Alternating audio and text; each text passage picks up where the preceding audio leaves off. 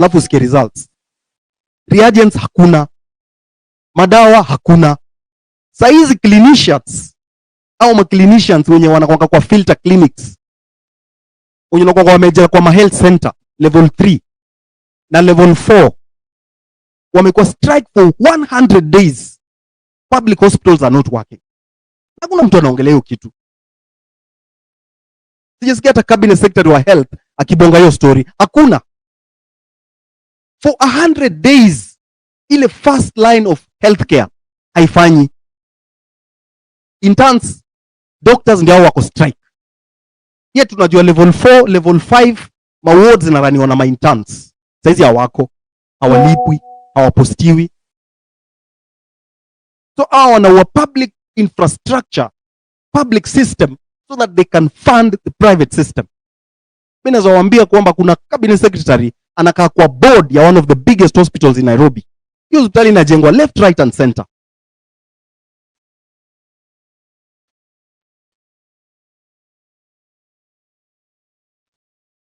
Umeona hapo jana president ametoa task force ya kuangalia stories za human resource in health.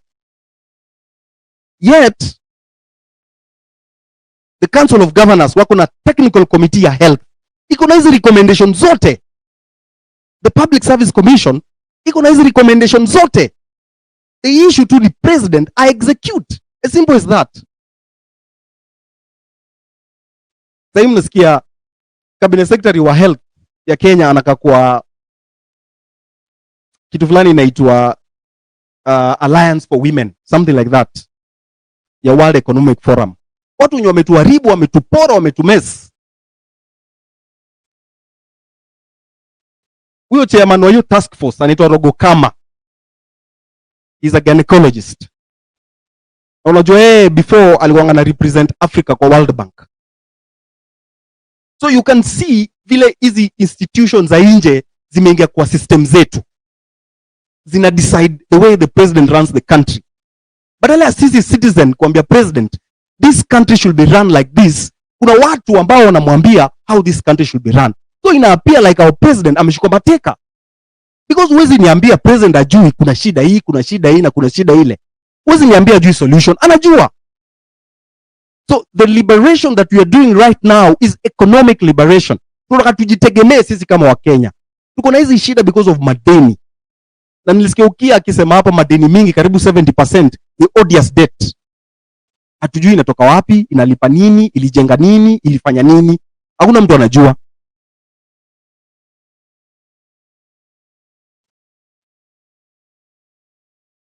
So ndio maana inatakana these protest zikiendelea hivyo, watu wakiendelea kujam, kuprotest, tunazipeleka to another level kama citizen assembly. Tunapeleka citizen assembly deep down kwa wards, tukiambia watu civic education ndio kitu tunataka.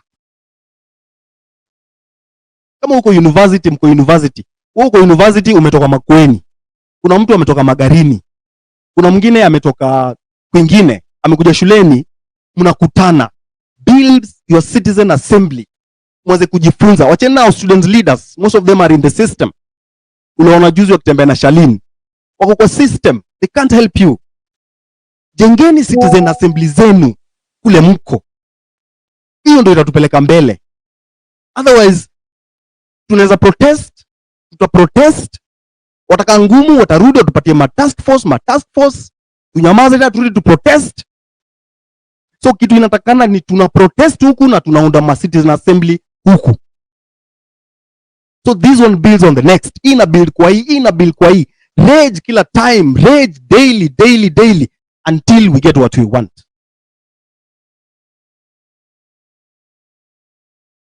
Saizi public systems zime collapse. Zimeenda, haziko. There's nothing that is working in this country. Yule mtu hapa alienda NSSF kuomba pension ya baba yake for 7 years. We imagine baba yako alikufa 7 years. Lakini 7 years later wewe bado unaenda Nairobi tu kuomba pension kila siku. Na ni pesa yake.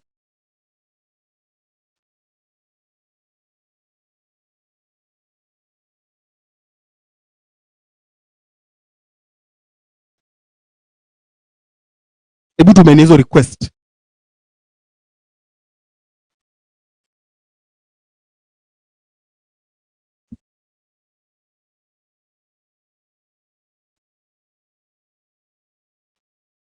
Natafuta Willis Otieno.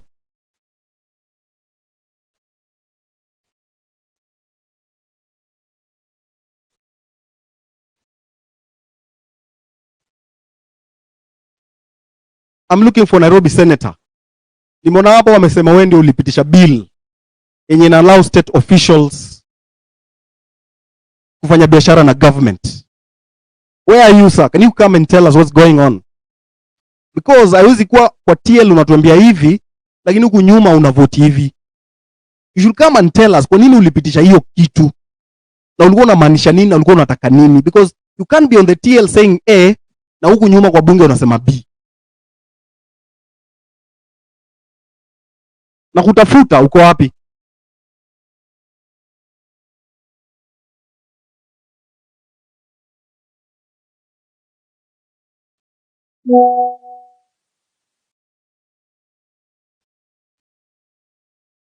Goofy.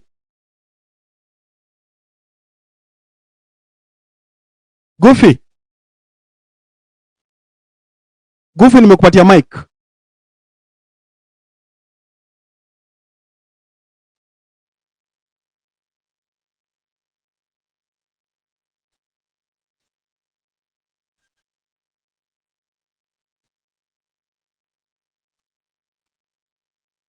Goofy.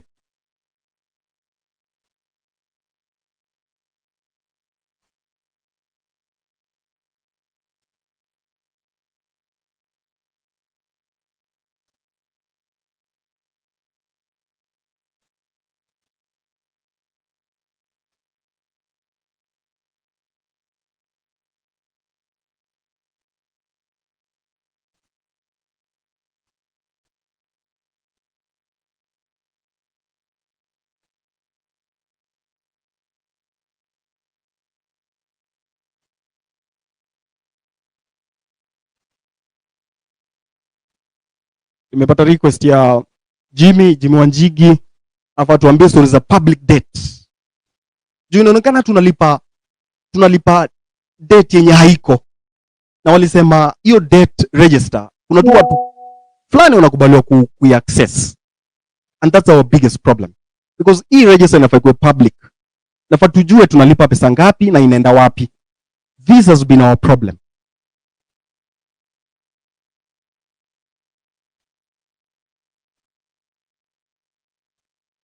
Nimepatia Goofy Mike, Simoni.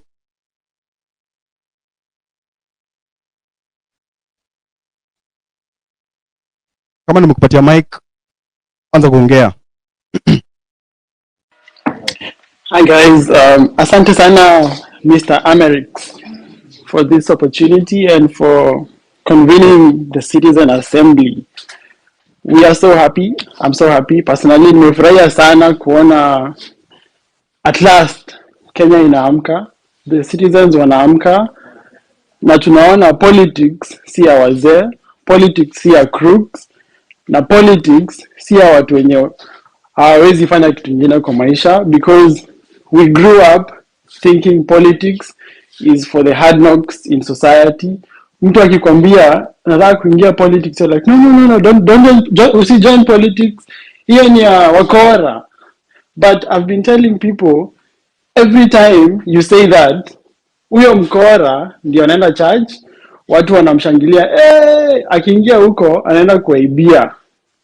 Na nyinyi mko tu hapo mnasema politics is a dirty game, but it's us who made politics to be a dirty game, because we are allowing people who are hard knocks, people who are kwa society wamekosa kufit in, so they go and become our leaders and make bad decisions for us, and then we start crying.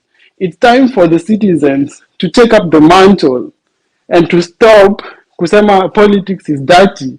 People need to go in there and make the decisions we want to see. Venye tu Amerix wanasema, sijui someone is from the IMF, another one is from the World Bank. Those people don't care about us. They only care about themselves. Na ukiangalia like in France is... Can I hear you? Ulipotea. Unanisikia? Hello? Can you hear me? Can anyone hear me?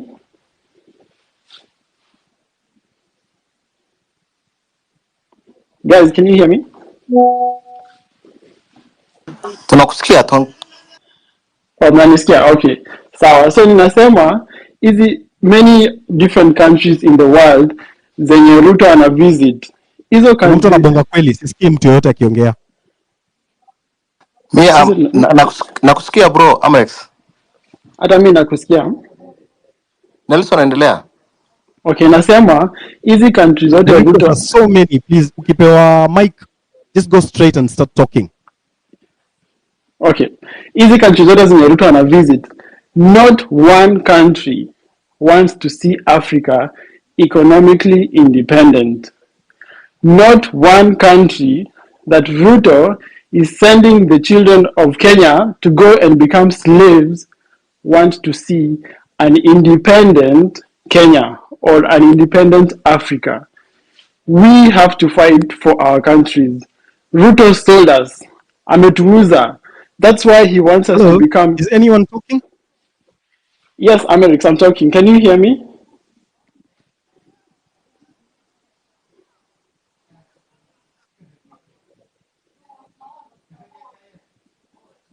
Amerix, Tunakusikia bro.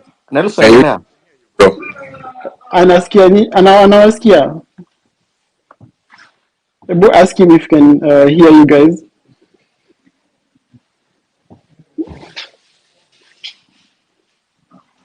Nakundi, can you ask Amerix if you can hear you guys speak?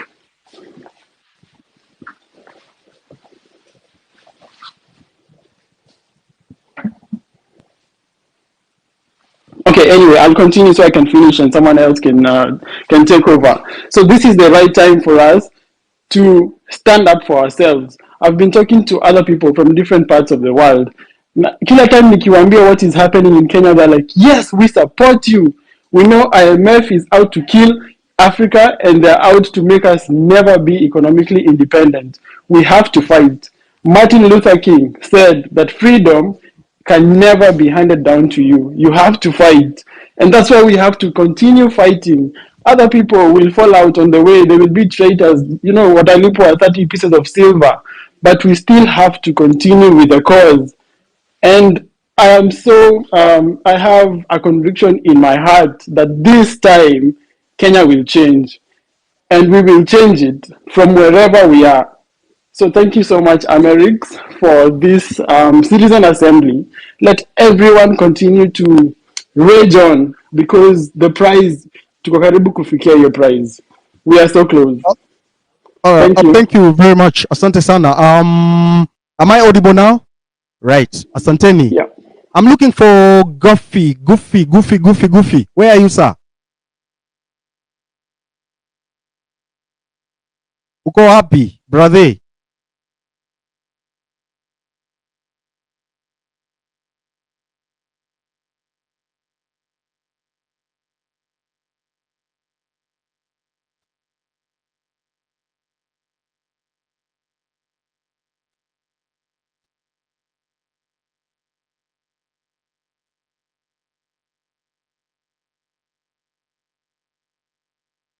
Nimemwona. Right. Sawa, chukua mic, bro.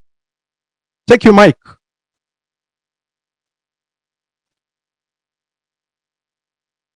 As we wait for him, I can see Nelson. Nelson, how are you, sir? I'm fine, Amerix. Yes, go on. We are on a citizens assembly and we want to move forward. We want to use the momentum to move forward and change our country once and for all. I've just spoken. You can give it to someone else. All right. Thank you very much. Yeah.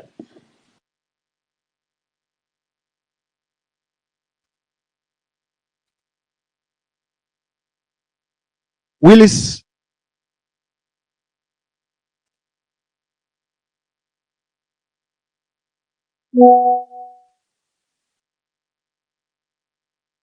Dennis Ombachi. So mkiunda hizo citizen assembly isikuwa ati ni politics, mnaongea about the revolution of the mind. Unajua revolution of the mind si kusema vile unataka kuwa politician. Tulisema hapa the other day that politicians are not leaders, and they are not. In fact, there is a proposal that if you get into parliament, ulipe mshahara kulingana na kazi wewe unafanya yenye ulisomea. So watu kama Sudi wasilibwe because hawajasomea kitu.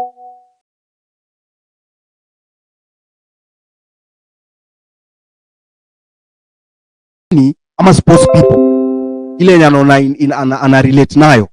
So mtu analipwa kulingana na what profession you are, so that when you are in that assembly or that parliament, unafanya una vote ama una participate kulingana na profession yako. Kama wewe ni engineer, unaenda huko unajua kusoma bills zenye zina affect engineering industry, juu unaelewa. Kama wewe ni daktari, saizi madaktari wanasafa kwa nini? Because wale madaktari wenye wako bunge hawaelewi zile pressure na zile problems zenye the current doctors go through. Because saizi ukienda kama hospitali, wacha hata madawa, hata tu the environment yenye daktari ana work ni mbaya. Ana gloves, usiku stima ikipotea hakuna solar, hakuna generator,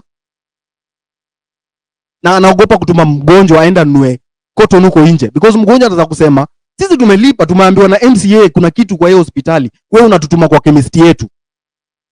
Madaktari hata hana pesa hata kuanzisha chemist. Kesho MCA anamkujia ati yeye anaiba pesa kwa hospitali, anaenda kupeleka kwa chemist fulani, which is not true. So madaktari wa sahi wana struggle because wale madaktari wenye kwa bunge hawaelewi zile shida zenye the current doctors go through, because hao hawakupitia hizo issues. Because kitambo ukimaliza tu kusoma, ukimaliza internship unapostiwa. Saizi mtu anamaliza internship, umesoma 6 years, umeenda internship, umengangana ward round, unasumbulana na consultants, wengine wanakataa kukusainia logbook yako, umestruggle, umemaliza, aulali. Alafu serikali inakuambia we are not posting you, kaa nyumbani. So kijana anakaa nyumbani, kazi yake tu ni kukaa mtandaoni, kuangalia kitu ya kufanya, crypto, afanye betting, anatafuta bambanye huku na huku, aone hakuna njia nyingine aenda kufanya CPA. Unajaribu uone pali utapata breakthrough, which is not supposed to be like that. Mwalimu umesoma, umekuwa mwalimu, you can teach. Saizi JSS haina walimu. Unaenda kwa shule ya primary iko na wanafunzi 300, walimu ni 2. Huyo ndio mwalimu wa science, ndio mwalimu wa home science, ndio mwalimu wa creative arts, ndio mwalimu wa PE, ndio atafunza language, ndio atapeleka watoto kwa nearby secondary school kwa laboratory, awafunze mambo ya Bunsen burner na microscope. Hakuna walimu. Lakini unasikia watu wanatembea na pesa huku, task force zinaformiwa na nini. Na nimeona hapa Justin Wamae unanifollow. Usikubali hiyo position. Because tumekuwa tukingangana na wewe hapa tukisema watu waandikwe kazi. So ukikubali hiyo position, tutakuweka kwa group moja na politicians that are our enemies. Justin Wamae ni wewe nakuambia, najua you follow me and you are listening. Natafuta mtu wa kuongea.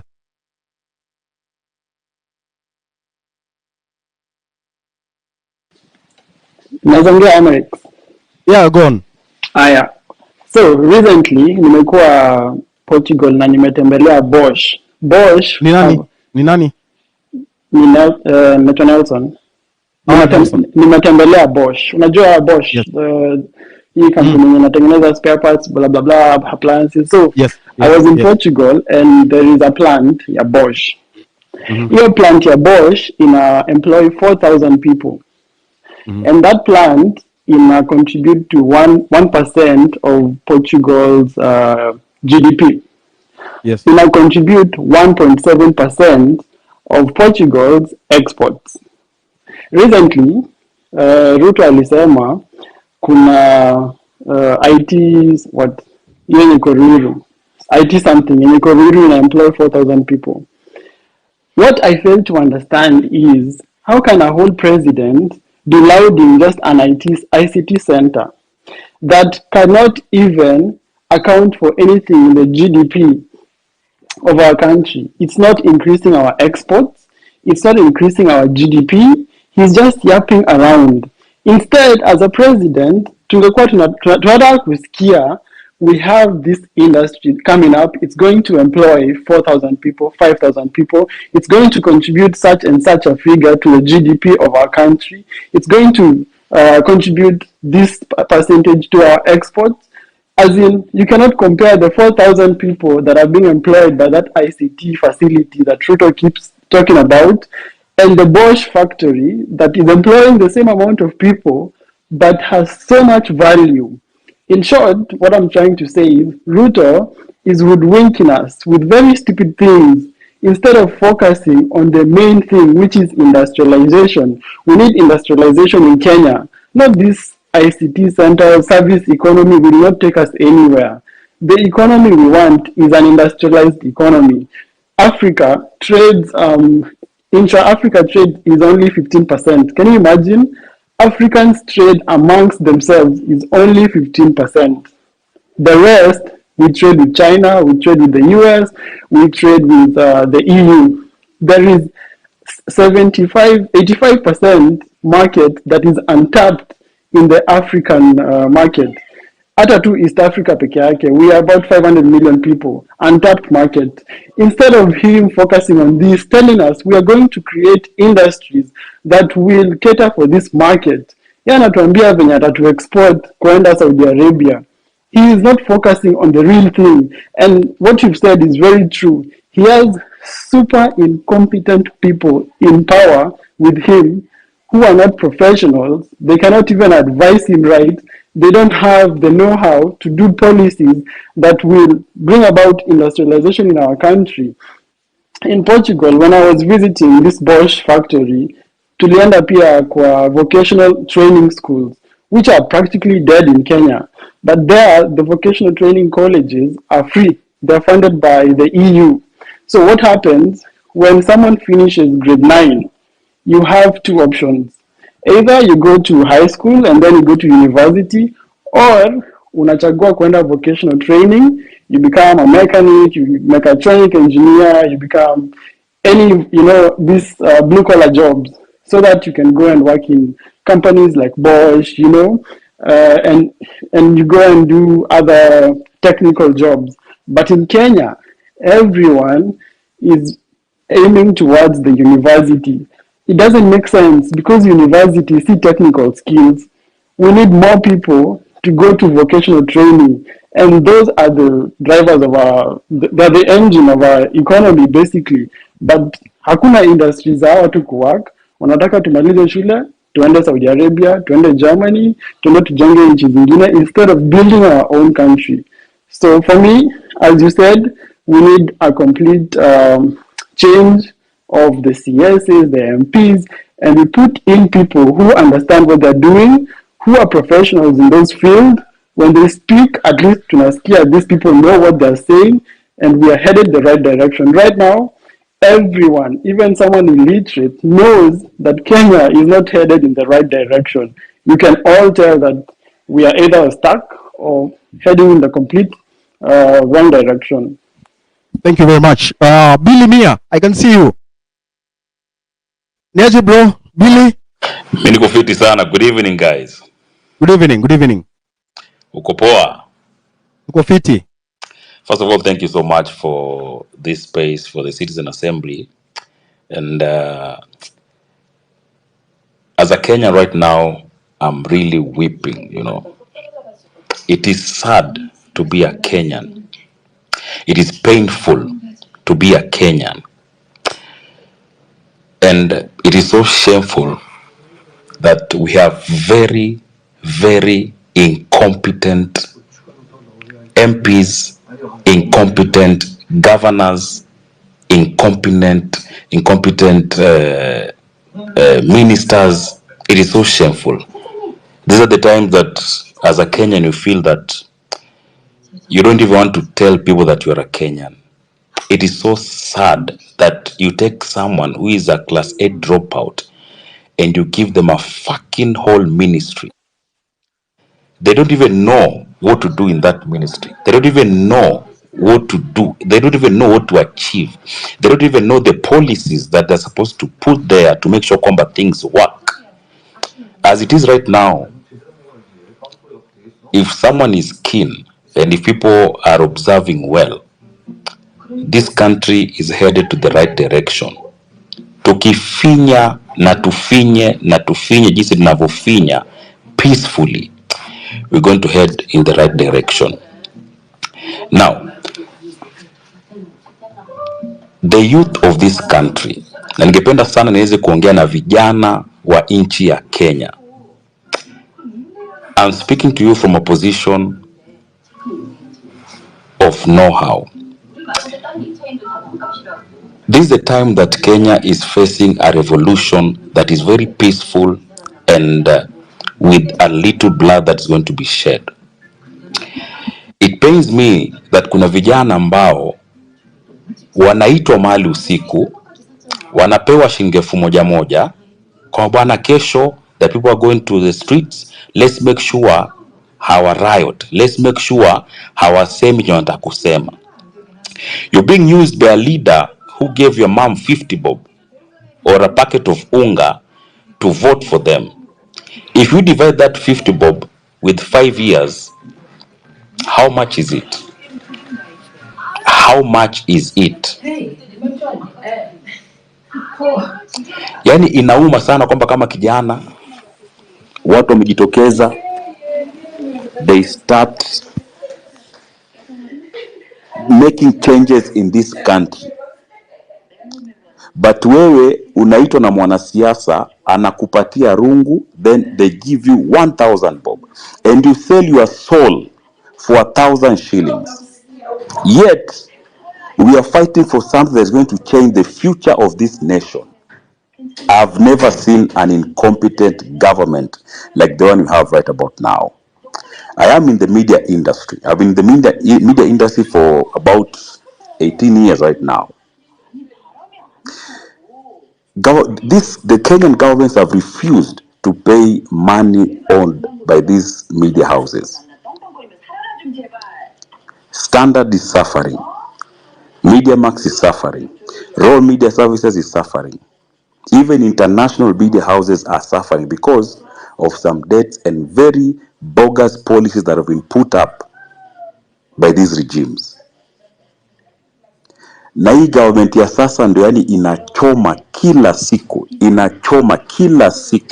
na unapata vijana ambao wamesoma, wana akili, wanafikiria, they accept peanuts and they start blogging for the state.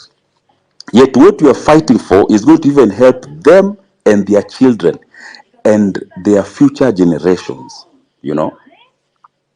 Sometimes unaona mtu kama Mutai Abraham anaongea kitu najiuliza, is this guy normal? Doesn't he know that we are fighting for a common good for this country, you know? And every person ambaye alijitokeza kwenye maandamano, every person that is on the streets, they are not goons. They are people who are fighting for the future of the country. So I want to request my fellow Kenyans, let's support these guys. Tufinye mahali ambayo inahitajika, and these leaders, they should not get a chance to speak in any forum. Yani MP yoyote amekuja kwenu hata anaweka mkutano anataka kuongea, tufinye asiongee if at all they've not done any development in that area. The promises they made while we were voting for them, kama hawajafanya hata moja, they should not be allowed to speak. This country needs to be very hot for these ministers and cabinet secretaries and MPs, governors. It doesn't matter the side of the political divide. If they've not done what they're supposed to do, they don't even deserve to be called honorable members. They are not honorable because we woke up very early in the morning. We voted for them, thinking they're going to change this country. But they are giving us mediocrity. And it's very painful, by the way. We cannot be transferring teachers, doctors, even police officers, for heaven's sake. Yet we have issues that are disturbing us in this country. So my fellow youth, tafadhali, tufinye mahali ambayo inahitajika, tufinye, let's tufinye pressure mpaka wajue kwamba we are the people that are in charge, we are the people that have power, and let's make sure we take votes. Toka, nenda uchukue kura, chukua kura, kana silaha yako. Ikifika 2027, even if it's a real mama mboga ambayo tutampatia UMP, tujue kwamba ni mama mboga tumempa, na atakuwa accountable to the citizens and they'll do what they're supposed to do. What has happened in the recent past, people have loyalty to the party leader and the party. They don't have loyalty to the people who elected them. Unaanza kuringia watu kwamba Mungu amekusaidia umepata gari. Yet it is our taxes ambazo tunalipa zinaporwa, zinaibiwa, alafu unakuja unaturingia. Unasema una vote yes kwa sababu president amesema. Did the president vote for you? It's a fucked up country. It is so painful. 1,000 times again. My fellow youth, kindly And we'll rise up. and listen good. Tafadhali, chukua kura. Make sure kwamba ikifika mwaka 2027 tunapeleka viongozi wote nyumbani, wote. Usitumike kuzima azma ya Wakenya ambao wakati wake umefika. Asante. Thank you so much. Today, every day I receive tons and tons of messages from heartbroken young men. You read these messages, then you ask yourself if this country has policies to support young people. There is something in this country called the National Youth Council. Do you know that thing? The secretary of that National Youth Council is a 42-year-old person. Yet that council is supposed to be run, the secretary is supposed to be a young person, 35 years and below. You people know about National Youth Council. Yet hii kitu inaendelea kukula pesa ya serikali kila siku. Hakuna mtu anaongelea hiyo kitu. Tunanyamaza tu, watu wakikula pesa, wakienda wakipewa budget, wakitumia pesa siku 2-3, hizo ndio pesa wanapeana huku kina Shalini wakikimbia nayo huku. Wakisema wanasaidia vijana. The National Youth Council need to be transformed. Ikuwe ya vijana. Uko 45 years na uko hapo unarana hapo, unafanya nini hapo? It's easy to say, but it's never the Goofy, I've seen you. Karibu. way you numbed on that pain. Hey guys. It bleeds. Go on. Hey, can you hear me? Yeah, perfect. Hi guys, my name is Goofy. I am a performing poet and filmmaker based in Nairobi, Kenya. Essentially, I'm an entertainer, and the thing that I need you guys to know is we have a history of forgetting real fast. But the good thing about art is art uses whoever is there to document the times, to cement history and document anything that cannot be published. And through art, we have musicians, we have poets, we have filmmakers. And the one thing that I noticed about this revolution is it caught everyone off guard, especially the leaders. But us as the people, we knew it was brewing, we knew it was coming, we just didn't expect it to be this soon. The thing that I want to say is we should not forget. People have been shot, they're dead, some have been buried, some are still in jail, some have injuries, and the leaders are still as arrogant as they were, because the narrative that is being pushed right now is Ruto is listening to the people. Well, he's not. The space does not. To other people in other African countries, it looks like he's reaching out to us, but in essence, we know what is happening. He is just milking it dry so that the PR works for him. But we should not forget, whatever is being said here is we should go get our votes. We should educate ourselves on these things because we have the power, and there's nothing that beats a citizen that is united, and we are united right now. The June 25th demonstrations really rattled everyone. it rattled the government real bad, and we should keep that pressure. With that said, I was requested to do a piece, a poem, spoken word, and this is called To Live Here. To live here is to live in fear. You don't know if this life is yours. You don't know if you own anything else that isn't your thoughts. Your mind might be the only place that feels like home, but only if you don't share your raging thoughts. Here, the loud ones, the smart ones, the nosy ones, they disappear here. The trees in Kikuyu and the bushes in the Mao know more about missing people than the ones who took them here. We wish trees could speak, but they too are being cut down here. Trees wish we could speak, but we too are being gunned down here. We forget names like Willie Kimani, Baby Pendo. Here, you can be shot whether you are a lawyer, a taxi driver, or unauza nyama pare gara. Here, if you are a young man aged 19 to 22 who likes wearing faded jeans that are torn on the knees and seemingly a good OD dancer, you'll be shot here. Your death won't mean a thing to a police unit that's funded by your taxes here. Body bags have more work than the youth of this place here. The country eats its own people. 1 minute you're with them, the next you're dead and gone. A moment of silence for Evans Njoroge. To live here is to embody Koleka Putuma. Collective amnesia stays within us. Here, we forget to count after every 5 years. Here, leaders manipulate the votes and pass it out as the voice of the people. People with no voices, people with no choices, people with no health care, no security, or an average life standards. Here, the only cues we respect are the ones found along tribal lines. Here, we are one. Foolish people here. Thieves use their loot as manifestos to kickstart their careers here. Thieves appear in top 30, 40, and 50, and the top 30, 40, and 50 here. Golf gets more funding than the education kitty. To live here is to constantly think of death.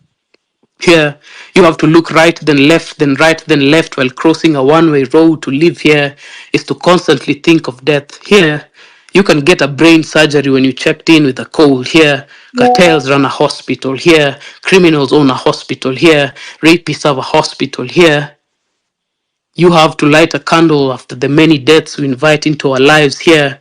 We are experts in instant rage, but amateurs in following up here. We forget more what hurts us as a people and always remember the silly stuff here. We are comfortable with heavy taxation, a rogue police unit, suppression of free speech, unequipped hospitals, corrupt officials, a dormant constitution, selective human rights, a fast-ending forest cover, privately owned killer dams, deaths upon deaths and deaths upon deaths. This is the life we live. And the people they've killed, I'm going to say their name: Rex Masai, Dr. Margaret, Evans Kiratu, Frank Okoth, Nick Adams, Eric Njeru, David Chege, Ian Kerr, Belinda Cheng, Beasley Kamau, Edwin Otieno. Say their names: Erickson Mutisia, Eric Otieno, Credo Yaro. Say their name: Eric Sheni, Emmanuel Tata, Ibrahim Kamau, Kennedy Onyango. I've said your names, and these are the ones we know. We live as Kenyans fighting for your spirit, fighting for your life until we get a better Kenya. To live here is to live in fear, but we don't have to live in fear. We have the power. Tutafinya mpaka Zakayo ashuke. Thank you. All right. Thank you very much. I really promote artists. I respect artists because we cannot have a mental revolution without artists talking to us and reminding us where we've come from. The reason why they are diverting the study of history, literature, anthropology, sociology, philosophy, civics, social ethics, psychology. The reason why these subjects, the establishment calls them useless subjects, is because these are the subjects that promote citizen awareness, they sensitize citizens, they awaken them, they unite them, because they call you to your spiritual consciousness. Without spiritual consciousness, we cannot achieve anything. the protestation that we've been experiencing the last 3 weeks is because we have joined together as a generation through a spirit of liberation. We want to liberate ourselves from the chains of tyranny. We want to liberate ourselves from the imperialism in parliament. We want to liberate ourselves from the mockery and the contempt coming from the mouths of politicians. Careless, reckless, useless politicians, heartless, tearless, callous, stone-hearted, cold-hearted, no-hearted. They steal our resources every day. They steal our taxes. And when you ask them, they shoot you. They buy bullets, but they can't buy food. They buy tankers, but they can't buy water tanks. Our children are struggling. Our mothers are pained. Our fathers are hopeless. While these callous politicians sit in big hotels, and even they have hotels in the parliament so that they can eat. After vomiting on us, then they vomit again and vomit again. And when you ask them why they are vomiting, they diarrhea on you through reckless and callous statements. They don't care about you. They don't care about us. They care about nothing. They care about their wallets. When it is about them, they unite. They speak in one voice to pass that bill that raises their salary, to pass that bill that gives them access to public resources. But when it's about you and me, they don't sit in the chambers. We are only left with the judiciary chambers, where we go begging for justice. Yet we've been told in our national anthem that justice is our shield and defender. Why do they take it away from us? Why should we bend? Why should we beg? Why should we cry for justice? Why? Why should we beg for the president to listen to us? He's not deaf. And we are not ENT doctors. We are citizens. Listen to us. Don't kill us. You can beat us with a stick, but we shall stick together in a spirit of liberation. We want to liberate ourselves, and this is not about me and you. This is about the generation that is coming behind us. They will be asking us, Father, Mother, we gave you this future. What did you do with it? The future does not belong to me and you. The future belongs to those behind us. It is them that have given us this future so that we take care of it on their behalf. And when they are adults, they will ask us, you let us down. Daddy, Mommy, you let us down. You didn't fight for us. We don't have a future. We don't have a country. They will be looking at our country and say, here lies the ruins. Here lies a country that used to be called Kenya. Looted, dehydrated by the powers that be. If we don't build together in a spirit of liberation, going to the street in protestation, raising our voices, clenching our fist, and asking what belongs to us, the political class will continue eating, looting, and destroying our future as we look at them.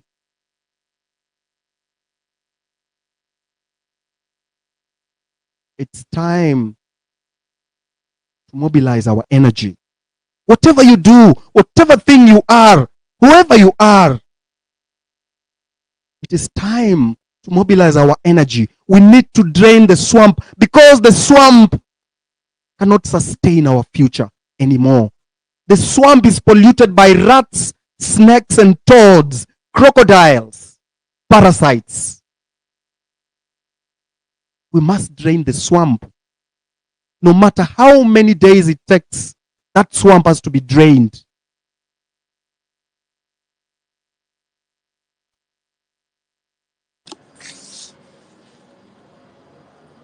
Eric, Next speaker. interrupt you. Yes. So yeah, Your mic is off.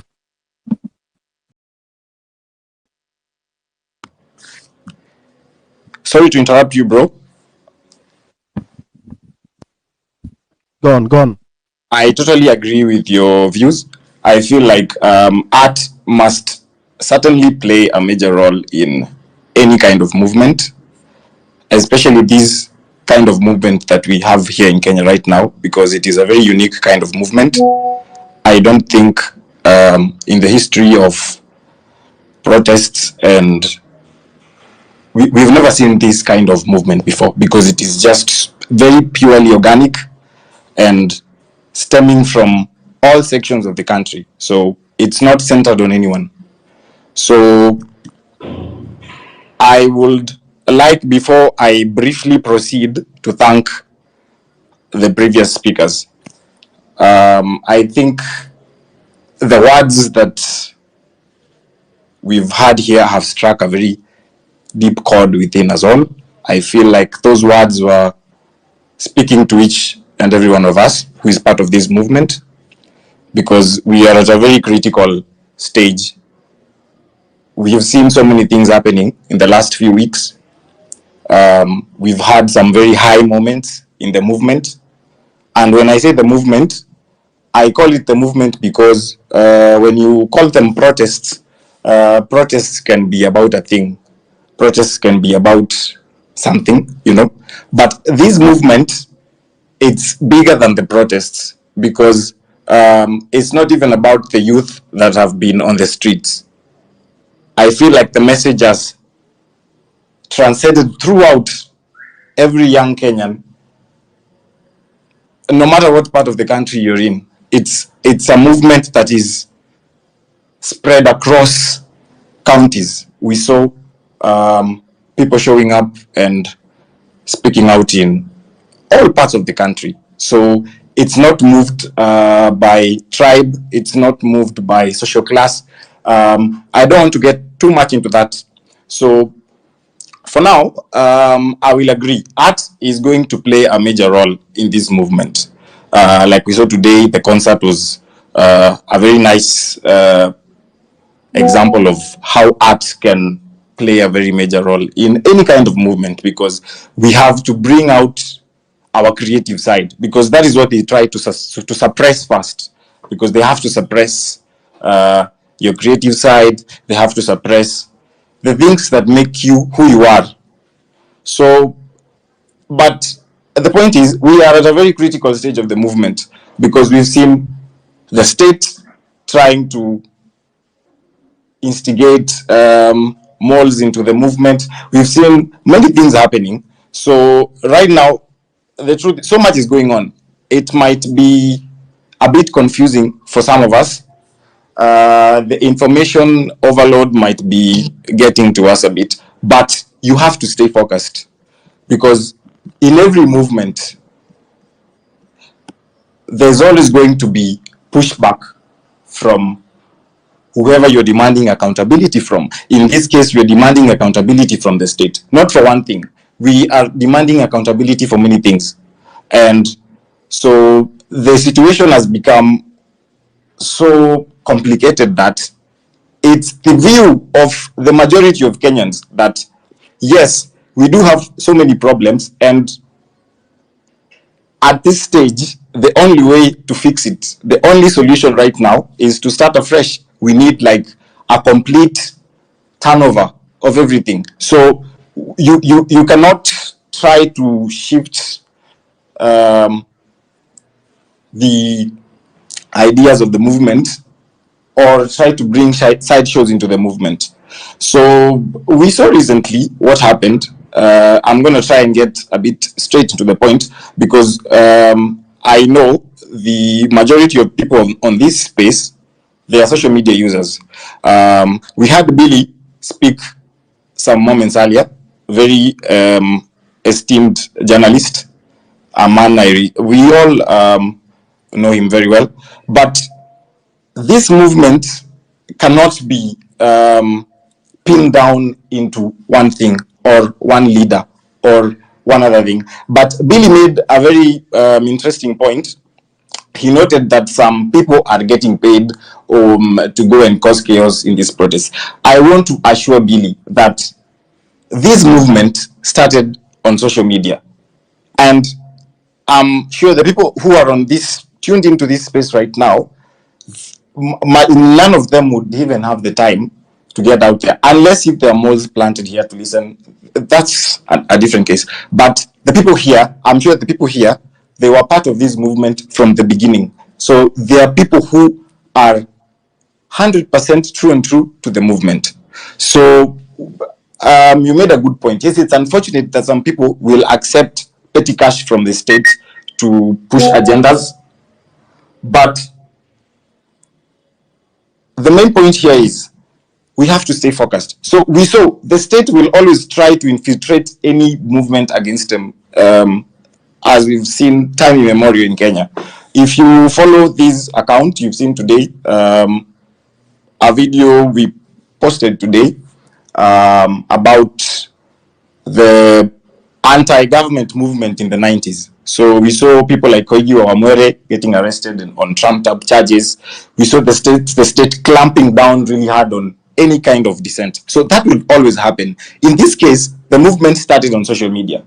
The movement was online. So definitely the main targets will be the main social media figures. So that's where it started. So we saw recently, some guys are saying, oh, some people in the movement have betrayed us. I will not mention names, but just to be clear, we have to stay focused. So this will always happen, and do not put too much, do not let your heart be demotivated. Do not put too much thought into these things. They will always happen. But the good thing with this movement is, no matter what comes at us, no matter how many diversions they try to create within us, it's decentralized. So we will always find a way to move forward. So thank you very much. Yeah, just to be clear. So guys, do not that the main point of the movement is to stay focused, and we try to find a way forward, which we will eventually. Thank you. Yeah. Thank you very much. Thank you very much. So before Goofy, the poet, came, I was saying that I receive a lot of messages. I don't know if politicians also receive these messages. Very broken young men and women. For example, today I received, like, just in the last 30 minutes, I've received like 10. And it's very hard. Let me read some few so that you understand what I'm talking about. There are so many. There are so many. I can't point out on which one I can just pin on. But there are issues of, for example, this one is Victor. He tells me, morning, bro. This was around 8. To be brutally honest, I am hungry. And if you can just help me some little cash, I get something for myself, I'll be thankful, Amerix. So because of the volume of messages, I didn't read. So he sent another one at around 4. Hello, Amerix. I see you are back. Please assist me, sir. I asked him what is his name and number. He gave him the name and the number.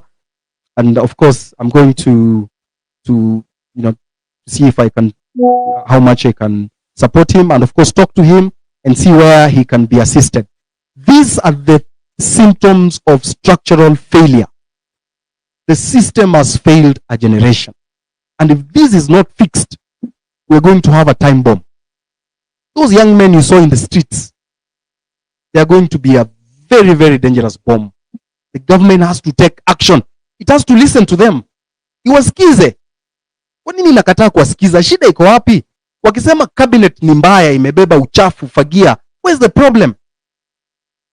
Wakisema parliament ikuwe reconstituted, where's the problem? 70% ya hii population tuko nayo Kenya ya watu wa young people. Gen Z na millennials, I think they're around 55%, something like that. Gen Z's are 30 something, 34. The other one's in 21. So why can't these politicians listen to them? Walienda hapa juzi leo na Senate wakiongea wakipontificate, they disappeared. We don't see them. Saizi scandal imewapata. 24 of them walivote bill sijui ya nini, I don't know what it was, to allow state officials to do with business with government. I've not read it, so I don't want to comment so much on it. I was waiting for Nairobi Super Senator to be here, sijamuona. So niko na hizi messages mingi, na hii ni symptom ya shida tuko nazo kama country. Kuna mwingine ameniambia hapa boma yao ilivunja huko Mavoko. Serikali ilivunja boma yao. Iko wapi? Alafu kuna hii issue ya JSS. Hiyo ni kitu inaniuma sana as a Kenyan. Because kama tuna promote CBC, na the crux of CBC, as in the core of CBC ni hiyo JSS. Kwa nini serikali isiweke tu pesa enough i-employ JSS wa kutosha? Unaenda primary school hapa unapata watoto 300 na walimu 3. Na hiyo shule hata ina resources. Laboratory wanaenda kwa neighboring school, high school. Basketball wanaenda kucheza kwa neighboring school. Wamandiki wapo swimming hawana, lazima uende kwa mtoni. Unakuruka kwa mtoni huko kwa village. Mwalimu anawafuata na kitabu. Ule anaruka sana anaandika. Ule anaruka vibaya anaangusha. Anaruka kwa mtoni. So ukiruka kwa mtoni au mwana nyoka, what will you say? Why are we doing this to our citizens? Watu wanalipa kodi, tunalipa kodi. Usipolipa kodi imelipwa juzi unakujiwa. People are doing business. Sasa inabidi ufute watu. When I started my clinic last year, I had 8 employees. Sasa niko na 4. Just 4. Hao wengine niliwaambia sana, mimi mtakaa hapa nitashinda kuwalipa. Mtasema mimi ni toxic employer. So nyinyi afadhali muende mjue tu hatuna kazi. Kuliko mkaenge hapa mna expect ni walipe tarehe 1 na mimi napata pesa tarehe 25. Hakuna vile nitawasaidia. Hata wanaona vile biashara ziko wanasema yenyewe it is true. Daktari Mbiti yako hapa. Ako na hospitali. Ameifunga. Na amepump hapo I think 18 million shillings. Ijamaliza hata 1 year. Ameifunga. Ndio ameshindwa kulipa rent. So inabidi sasa hata huyo landlord amerealize, huyu sasa akitoka hapa nitapata nani? So imebidi aite Mbiti wakae chini wasikizane vile atalipa rent. Because environment ya biashara iko chini. Manufacturing sector imekufa. Agriculture. Mimi wana watu hapa wakisema ati tourism ndio number 1, I don't know, tourist. Hatutaki tourists. Wanatusaidia na nini? Tumekuwa na tourists kuanzia miaka zote. Tumeua our tourist destination, tumegrab land, tumeharibu. Why can't we focus on something like agriculture? Kwa sababu agriculture kwa Waafrika hiyo ndio the basis ya economy. Ukiangalia economy za Africa zina grow because of agriculture. Lakini agriculture na tumewacha, tumepatia kina Bill Gates ndio wana run. Nimewaambia hapa 20 years ago, 30 years ago, Kenya ilikuwa the leading exporter of pyrethrum. Cotton industry ilikuwa sawa. Mimi nimesoma na miwa. My father was a farmer. As much as I tell people don't take sugar, but mimi nilisomea na miwa. Umeshindwa kulipa fees, mzazi anaenda Mosako, Mumia South Growers Sako. Anapeleka contract ya miwa, anasema niko na hii shamba eka 2 na hii miwa yangu itakatwa in 6 months. Tafadhali mnipatie shilingi 15,000 nipeleke mtoto wangu shule, alafu mkikuja ukata miwa, sasa ya kulipa mkate hiyo 15,000. So Mosako inakupatia pesa. Mtoto anaenda shule. Walio wengi wamesoma na miwa. Saizi hakuna. Kampuni ilianguka. Ukiangalia the microeconomy of Luyaland imeisha. Yeye tuko na politicians.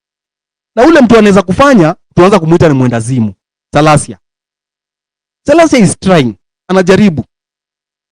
hizo madrama zake kando, lakini anajaribu because pia ni mtu amegronamiwa. Saizi Nzoia Sugar hii ya Bungoma ndio ina collapse. Kulikuwa na tobacco industry huko sehemu za Busia huko Malaba, ilikufa. Sasa kama agriculture inakufa, tutabaki na nini? Tutaenda wapi? Coffee farming, sasa ukienda Kiambu wanatoa coffee waneka apartments. So unajiuliza hii apartment concrete jungle itatufikisha wapi sisi?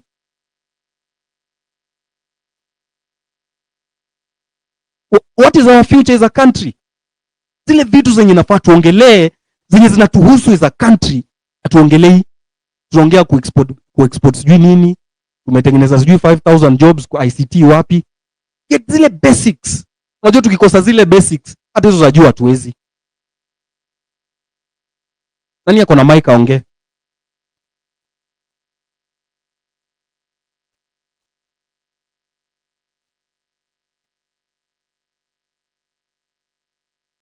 Ogola.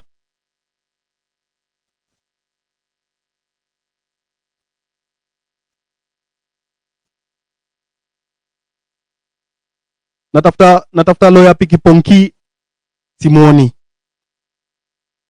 Willis, please nitumie your request. Nikupatie mic uongee hizo stories za legislation. Willis alikuwa anasema hivi that in the future tuko na legislation yenye president is not part of parliament. Yeye hayuko kwa any political party. Iko kama Singapore. President ni mtu independent. Hayuko kwa political party yoyote. Hiyo itatusaidia. And then the parliamentary elections ikwe kando. Tuseme parliamentary elections inakuwa kando. After 3 years, bunge anaenda 2 terms, 3 years, akimaliza anaenda. Sasa hizi tuko na bunge, watu ni madinosaur huko. Mtu amekaa bunge 20 years. Ni nini ataleta ya maana ama mpya yenye itabadilisha Kenya? Hakuna. Mtu amekaa bunge 20 years, 25.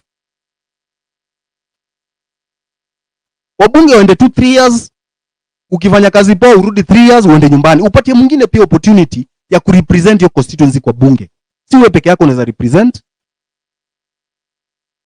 And then president atoke kwa party, asikwe part of this party politics.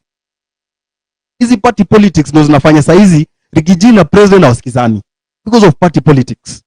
So tutoe president asikwe kwa any party. Na akitaka kuongelesha wabunge hawaiti state house, anaenda kwa bunge. Anasema kitu anataka kusema, alafu wabunge wana debate, wanakubaliana kama amesema kitu poa, wanakubali. Kama amesema kitu mbaya, wanakataa. That's how we build our country. Lakini saa hii party politics imeharibu country yetu. Ndio maana tuko na hizi coalition of parties. Unapata party iko na members 3, iko kwa ruling party, kwa ruling coalition. Kuna party nyingine iko huko northeastern inaitwa UDM, hata mimi sijui. Unasikia iko kwa ruling coalition. Unajua hii party ni kitu gani hii? Imefanya nini? So kitu itaendelea, utapata kila sasa ward itakuwa na party. Hii ward iko na party yake, ile ward iko na party, na zote zinaingia ruling coalition. Hizo ndo zinaharibu demokrasia ya Kenya. Kama nimekupatia mic ongea, we continue. I'm waiting for Willis atuongeleshe. Kama ametuleta, nilikuwa nimeona Jimmy Wanjigi pia anataka kuongea, atuombe mambo ya public debt. Atuambie tuko wapi as a country. Because yeye ni kama anajua hizi stories zote. Atuambie sisi tuko na deni this much, lakini yenye tunalipa ni hii. So hii balance hii ni watu wanakula tu, watu wanaweka kwa mfuko.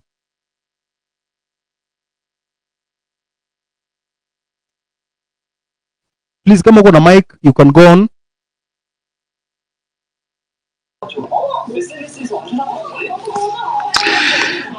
Kuna kitu umegusia Amerix about being in business. I've been in business since 2020. A fashion house.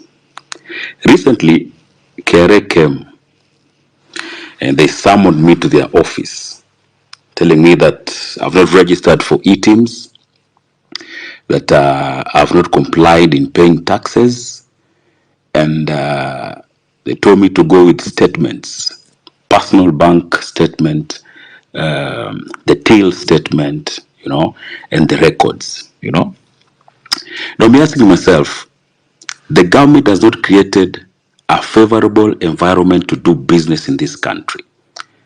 What they're interested in is to get more money from these Kenyans who work their back and asses out to make that extra coin. Any place that they can get money, ndo natilia mkazo sana. So when you get a someone like that, and if it's the first time, you start looking for a tax expert, which means you have to pay someone to do that. Putting in mind that you've not even paid the rent for that month, or maybe there are 2 months that you've not paid. So I said, let me just go represent myself. I go explain myself. They slapped me with a fine of 200,000, you know. So when they gave me that fine, I now started giving them evidence that sijalipa rent, sijalipa wafanyikazi. Na ukifika pale unakuuliza maswali, unafanyikazi wangapi, unawalipa pesa ngapi, rent unalipa pesa ngapi, so they calculate the amount of money that they think or they purport that you're making, you know. And the environment is not favorable for business. So when I tabled evidence that I've not even paid rent for 2 months, they gave me a warning. And they gave me tax clearance, you know. So how many Kenyans know their rights? And how many Kenyans have been put into debt paying those fines that are very unscrupulous, you know? So ni serikali ambayo inajali yenyewe, you know. And what made the government speak in a good tone after being called criminals is when they saw that it's not conducive for them to do their own businesses. When they saw that now wananchi are going for them. When it was us, it was okay, we were criminals. When Kenyans started going for them, now sasa hapa ikabadilika, wakaona kwamba this is serious, let's now come down and talk to these people. Another institution that has failed us as a country is the church through faith diplomacy. You know, nikifikiria kitambo venye priests and pastors were being respected in the country, na sasa hivi iko tofauti sana yani. Church ilikuwa inaongea, kina Timothy Njoya wanaongea, wamepigwa marungu kwa sababu ya kufaitia ile demokrasi ambayo sasa hizi tuko nao tuna enjoy. Lakini kanisa sasa inanunuliwa na bahasha, alafu wanakisha kwamba wanaomba. I don't know if these are facts or just rumors, kwamba kuna mapasta, because very prominent journalists have written the 100 pastors that pray every day for this country, every day, praying for a country to be better. A country is not run by prayers. Even though prayer changes things, a country should be run through policies that are working, you know. If you look at manifestos of these politicians, they are very nice manifestos, but they are not being followed. They are not being implemented. Alafu unatuambia kwamba utatuombea inchi ikuwe vizuri. How? That's fucked up shit, you know. Like, these policies that are there, they need to be put into action, you know. They need to work on these policies. They need to make sure that they follow these manifestos. If they are followed to the latter, we're going to be in a good place. When you come to the sports industry, very incompetent minister. Showbiz kibao, left, right, and center. Fungua hii, fungua hii, fungua hii. Yet, ile joint hosting ambayo tumepewa ya kuhost AFCON, tunaweza ikosa kwa sababu hatuna viwanja. Inakuwaje tunakuwa host, tunaweza kupiga boli Zimbabwe, serious. Such a country inakuwa na kiwanja, sisi kama Kenya hatuna kiwanja. You know, how? Yet kuna pesa inatoka FIFA, kuna pesa inatoka kwa taxes za Wakenya, na kuna kitu kinafanyika. You know, and inakuwa tu blame game. I'm challenging sports journalists in this country today, tonight. Speak up, you know, speak up. Speak up and change the industry. Kwa sababu unasikiza mse wa bola anasema footballers have been turned into beggars. And it is so painful kwamba wanariadha wanaenda kule nje, they use their own effort, you know, wanatrain kivyao, then wakishinda ndo wanapokelewa na waziri hapa Kenya. muziki hapa na pale ni na nini, alafu inaishia pale. Yet hakuna facilities. If majuzi walikuwa wanalia kwamba wafunguliwe Nyayo, they do their practice. Ilikuwa imefungwa under renovation. Yet kukiwa na crusade inafunguliwa haraka inafanywa. Why? Why? These are questions that need to be asking every day. Akija kiongozi katika stesheni, pigeni simu stesheni, ulizeni ya maswali. Akija kwa ground, ulizeni maswali. Why is this place not working? If you press and press and press, something will happen. Because right about now, something is happening. Because if a president can come to a space and listen to us, that should count for something. And let's continue pushing until that time that things will work in this country. Otherwise, if we keep quiet, if we keep mum, watazidi kutukalia, watutapikie, maka unajua kwamba watatununua tena ikifika mwaka 2027. So tufinye kabisa mpaka wakati ambapo tunaona kwamba industry na sekta zote zinafanya kazi. And don't say that your voice is small. You don't have to be a big wig on Twitter. You don't have to be someone who's known. Pale katika village yako, yule mbunge wako, yule MCA, yule governor, if they're not doing something right, speak up. Right now, we are heading in the right direction, and tukinyamazishwa hatatoboa. What happened during the last demos is what has been happening throughout independence. Kwa sababu unapata kwamba tumeamua kwamba tunampeleka Amerix aende atuongoze kama constituency ya Nyaribari Chache. Lakini kwa sababu kuna mtu pale anaitwa Mbaruk, ana pesa na labda ana wahuni fulani, the voices of those people that want change zinakandamizwa, alafu wale goons wanafanya wale wapiga kura wakae nyumbani wasipige piga kura, alafu yule mbaya anapita. It was evident juzi wakati Gen Z wametoka, goons wamekuja. Nani aliwaleta?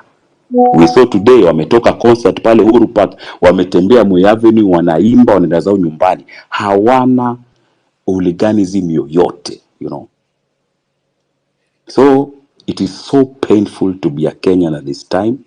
It is so painful to talk about it, but we are heading the right direction. Thank you so much Amerix for this space. Naona sitaongea tena baada hapa nipokonye mic ili wakati wengine pia waongee, tusikie hizi ideas zikuje, then tujue how can we restructure, how can we regroup and tushinikize hii serikali itusikie, kwa sababu we are the people with the power. Without us they are nothing. So mbona sasa watu wameshindwa kusafiri, mikutano imekuwa postponed, it means the power is with us, you know, and tukifinya watakubali na wataanguka nayo. Thank you so much. All right. Asante sana. I'm trying to add people here so that they can speak. Yes, Fatso, you can be a co-host. I've added Ombachi. I have added Kenya's #1 hater. Kaido, accept and then come and talk to us. I see we have... right, thank you very much.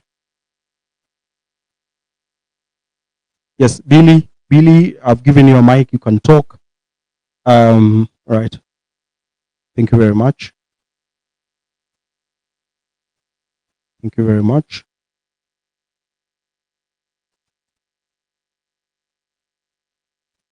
If you have a mic, you can go on. If you requested to speak, you know, the requests are many, I think 100 and something. So if you requested to speak and confirm if I've approved and start talking, so we don't waste time. Gaido?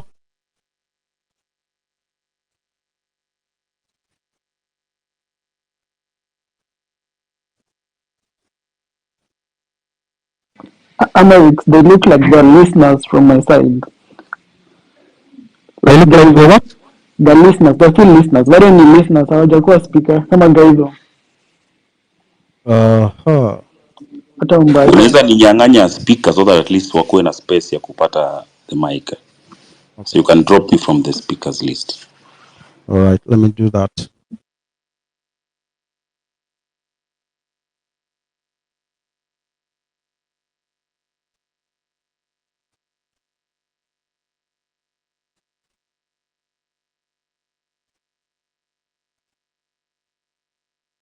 I've done that. I've removed you from the speaker. Remove.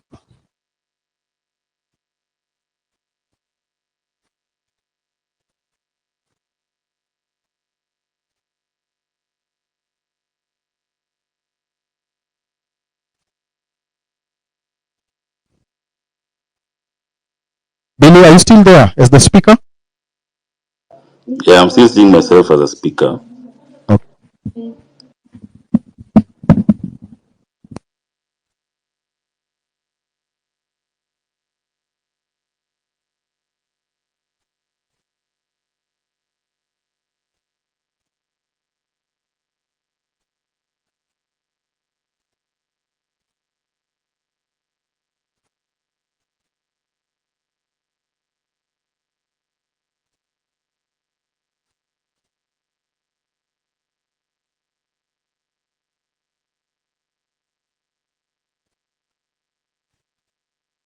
Just a minute as I invite, I remove these ones.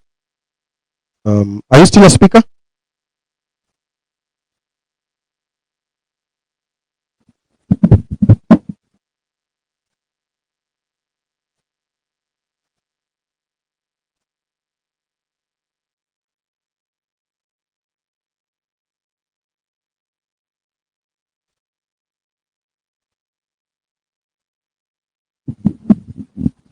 All right, Francis Guedo, I've sent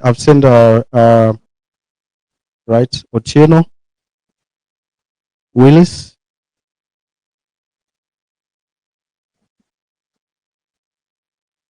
I think it's now sorted.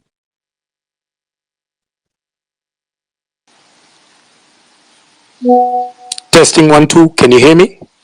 Yes, we can hear you. Go on. Amerix, nice. Thanks for inviting me. Sorry I'm late. Yeah, and I would want to carry on with your point about the collapsing industry. You were talking about the sugar belt. You were talking about all the companies and all the outgrower farms which were supporting small holder, farmers and whatnot. And being from Thika, I have the same kind of experience. So Thika was an industrial town. It used to be called the Birmingham of Kenya. So there were all these companies, especially in the textile industry. There was KTM, there was what, and so because of the structural adjustment programs, they came with some malicious or notorious or mischievous attachments or riders that you must liberalize, you must open your market for cheap imports, and that's how the Mutumba sector grew. And so we are here glorifying the Gikomba industry and whatnot. We are glorifying them because of importing second-hand clothes, but essentially the only reason why new clothes or brand new clothes are expensive in Kenya is because of taxes, is because of the environment which has made it unconducive to produce. So it goes the entire chain. They dropped all the subsidies, all the incentives they used to give to farmers who used to grow cotton or who used to rear sheep for wool, and so they made domestic production expensive, and then we opened ourselves for cheap imports. A lot of companies now shut down because they could no longer sustain, no longer, not just on the production.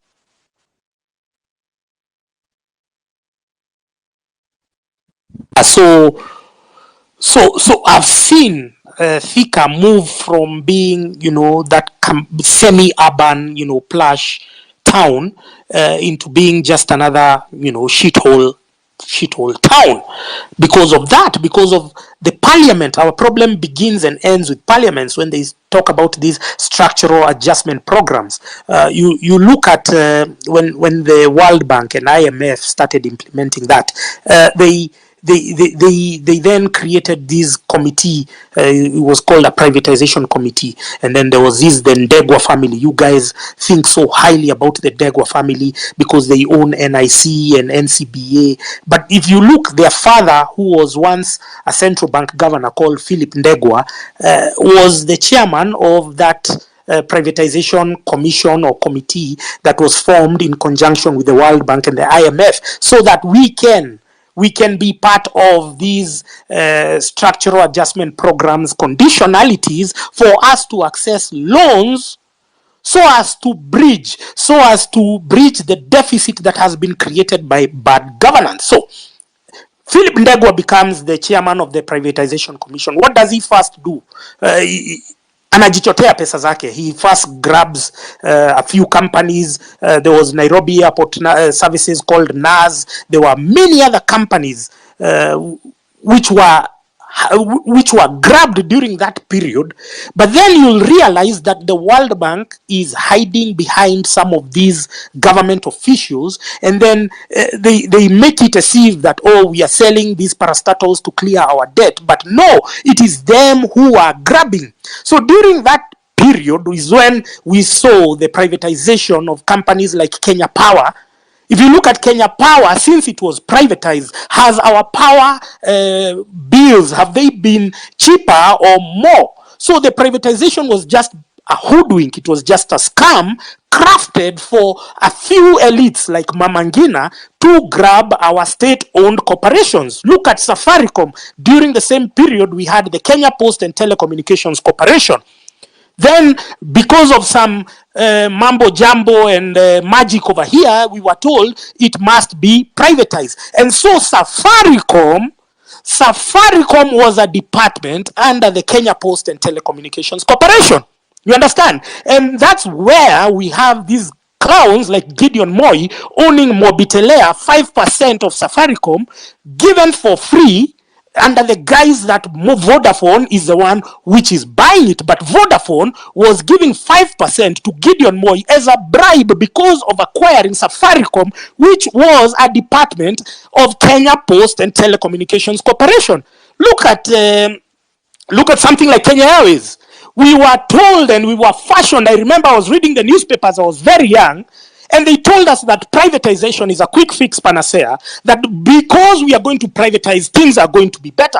Now, because the old generation of useless bastards, the boomers, if you are a boomer over here and you're there, you're a useless bastard, they bought into the idea of privatization. They bought into the idea of, oh, we let's get the golden handshake, and being stupid as they are, and even today they are still very stupid, they signed themselves up for a suicide. And so Kenya Airways, which was a fully state-owned corporation, has changed hands. It was sold first to KLM, and then there was this partnership between KLM, and then what they did is, now when they got to now the worst part which was during the Uhuru era, they started selling our primest landing spots. For instance, Kenya Airways used to land in London at 6:10 a.m. There was a flight leaving Nairobi to London at 6:10. They sold that.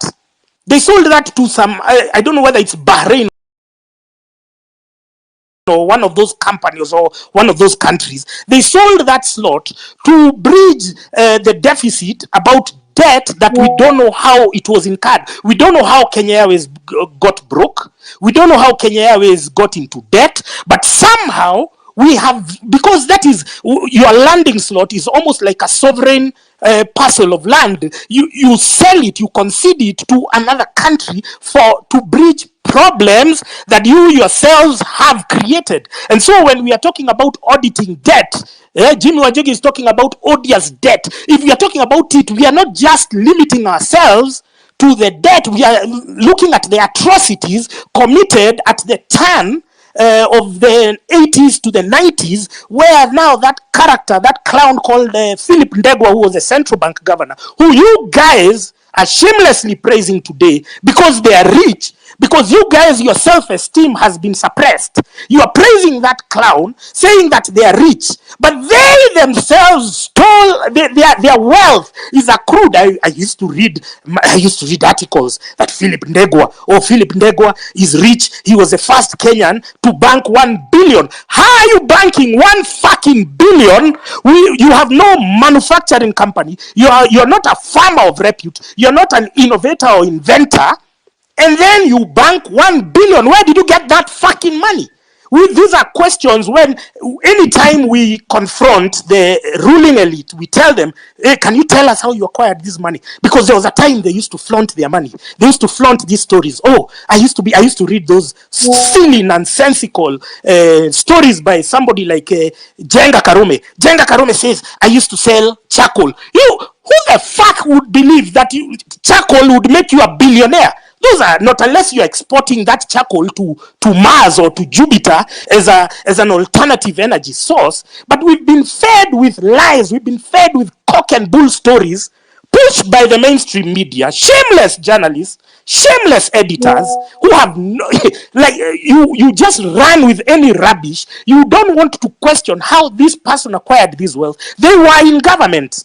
They used to do X, Y, and Z, and somehow they landed into a lot of money. And because there were no checks and balances, suddenly they are billionaires and they are being praised. They are being worshipped by the church. We have the corrupt clergy. I see people are calling them kilaji. But this is the historical injustices that we have, especially from the economic front. It has to be all the companies that were grabbed by people hiding behind the narrative of privatization. The people who hid behind the narrative of a golden handshake. People were told, hey, you take a golden handshake, you'll go home. And by the time those guys were taking a golden handshake and leaving, state-owned corporations, which were permanent and pensionable, they went to the villages and went to rot there to die. So this is, now we get to the sugar belt. Amerix was talking about it. He has grown up from there. His family has, I'm from the coffee sector. The coffee sector has supported me. Somehow it collapsed. And you are talking right now, you go to Kiambu Road right now, all the coffee is being chopped down, is being turned to real estate. Why?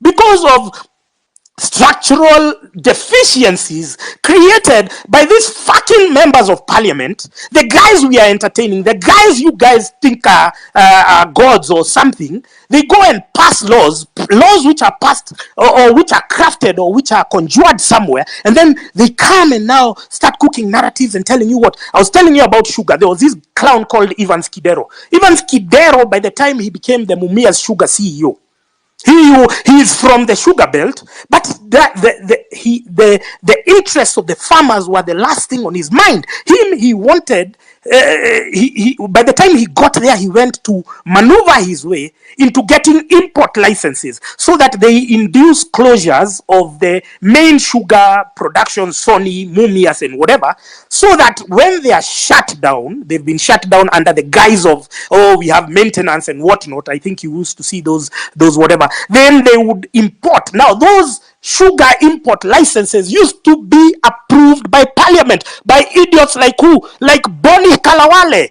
like this other idiot, what's his name? This Waluke.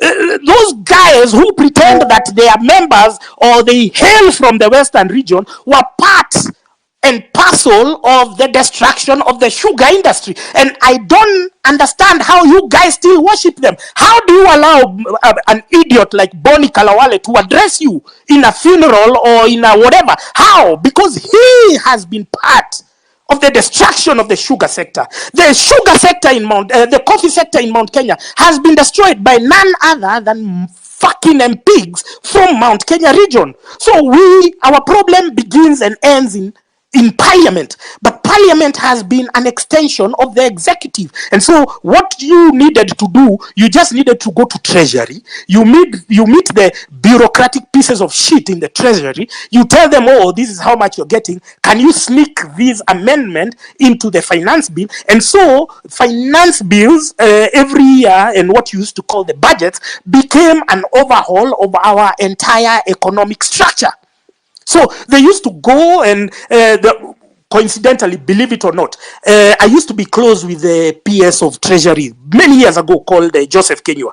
And one day I met him at his house and I told him, can we do a proposal for football? So we wanted, because my background is football, and we wanted to launch our sporting renaissance on the model of Britain, so that the government kind of like co-guarants the building of infrastructure. And I gave him the proposal, and then he organized a meeting for me at Treasury, and I met the budget committee. And I remember going, and I was very young, it was around 2008. And I remember going there. I was just finding guys. It was like Muhindis and it was just foreigners who were there who went to give their budget committee. But I spoke to them, and instead of doing my project the way I had presented it, because it would have created a lot of jobs for the young people and we wouldn't be having the problem today, what did they do? They passed a law using my proposal where every constituency got 1 million shillings for football.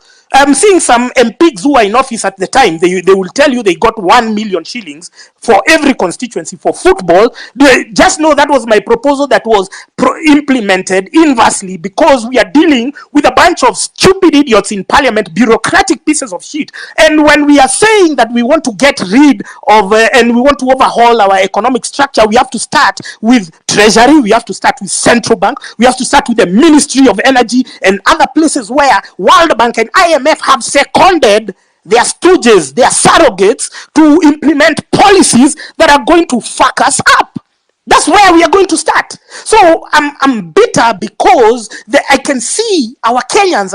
I saw Boni Kalawale with some young people, and he's the one who has been there with Akina Kidero and Akina Waluke. They were destroying the sugar subsector, and so we are dependent on importation. Like now, there was this Galana Kulalu, which has consumed a lot of money. They have only harvested, I don't know, only 100 bags since 2009. Where has that money been going to?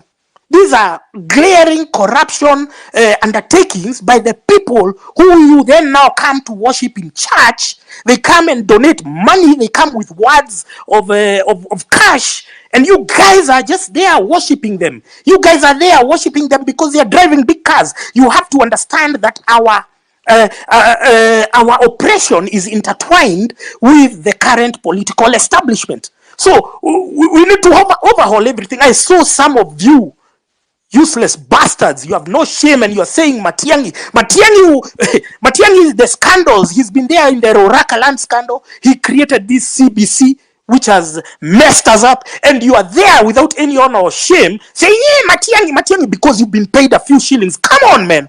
The same way we are dealing with Osama because of betrayal is the same way we are going to be dealing with you when you're making some psychotic and deluded proposals like Matiang'i for presidency. We are not moving behind. We are moving forward. This whole thing is one big charade. Well, our companies which had employed our people. And so I would see people, because you are used to your parents having money. You are used to your parents having money to pay your school fees, your hospital, and whatever. And then suddenly they've lost their jobs. You don't understand why they lost their jobs. But they used to work in this. They used to work in Mumias. They used to get a job. They used to work, and you used to also get healthcare attached to your parents. And somehow I would see people sinking into depression. And then what was the other solution that the boomers at the time came up with? Oh, let's immigrate. So all of them, let's go to America, let's go to Britain, let's go to where? But how long shall we run away from self-manufactured problems? Because you elect thugs, you elect idiots. These idiots then go and steal your money.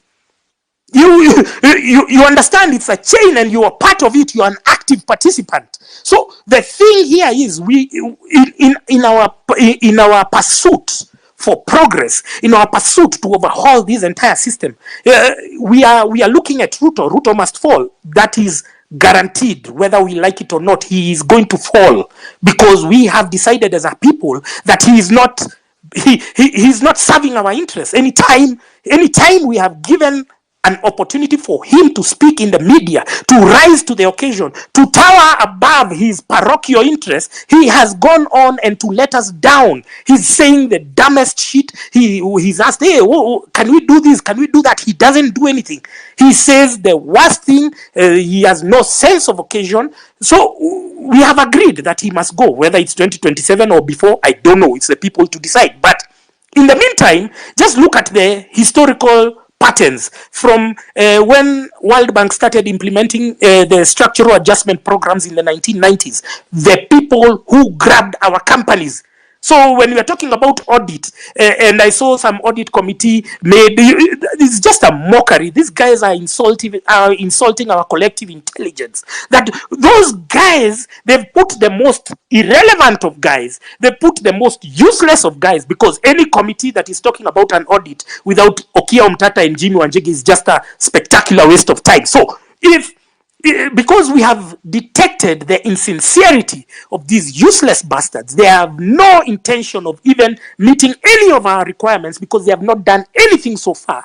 They are talking about reshuffling, and we are saying all these CSs, PSs, heads of department, all of them need to go, because they are not ready to undertake such a purge. Then you structure your mind into a reality, a future, whether it will be 2027 and beyond, that we are overhauling the entire establishment. And when we are auditing, we are not just auditing the loans that Uhuru stole, because Uhuru must have stolen like 4 trillion shillings alone. We are not just auditing that. We are auditing where the problem started, and the problem started at the turn of the 80s to the 90s, where they grabbed our parastatals, which had employed our parents. Our industries, flagship industries, collapsed because of what? Tourism used to earn us foreign exchange. Coffee used to earn us foreign exchange. Pyrethrum, Sisal, everything, textile industry, nothing, everything was collapsed, so that we can favor a bunch of useless bastards called importers. And those importers, sorry, Amerix, give me 1 minute. Those importers are the ones who are the authors. They are the orchestrators of our misfortune as Kenyans. And we must, because they have the power to influence policy, they have the power to influence laws. Your MPs go to the toilets, they are bribed with 10,000 shillings. Can you imagine a member of parliament being bribed with 10,000 shillings? He's on a payroll of 1 million. He has fuel allowance, he has everything, and he's being paid 10,000 shillings in the toilets of parliament to change the laws that is going to affect you. Come on, I'm going crazy over here. Sorry, Amerix. I apologize if I went overboard. I'm sorry. It's a citizen assembly, so you are allowed to say whatever you want to say. Our common goal is one, our spirit is one, that we must overhaul the establishment. We must drain the swamp, because the swamp has been infested by crocodiles, pests, snakes. If there are people we need to pray for, they are the Kenyan journalists. The other day, I was reading an article that journalists at Standard have not been paid for 8 months. It is really, really heartbreaking. You can imagine a journalist is supposed to wear very good clothes. He or she must wear a very friendly face, so that they can come on your screen and give you a story of a politician stealing money. And this journalist has nothing in the house, has not paid rent, doesn't know how they will go back. They have a car, yes, but they will park that car at their company parking lot. Then they will pick a matatu, go to the house. The other day, a journalist committed suicide. And we kept on asking ourselves, how can a journalist commit suicide? They look like they are happy. They go everywhere. They fly abroad. But the people who are facing the brunt of this economic decline, they are the journalists. And if a journalist is not empowered economically, they will not tell the true story. We might bash them. We might say all that we have about journalists and what they write. But just take time and sit with one. You'll cry. 8 months without a salary. And you expect that journalist to come in the morning, sit in a radio station, and tell the stories of the country. That is not possible. Our economy is declining. And as a people, if we don't stand up for our economy, we are done. Because it appears our president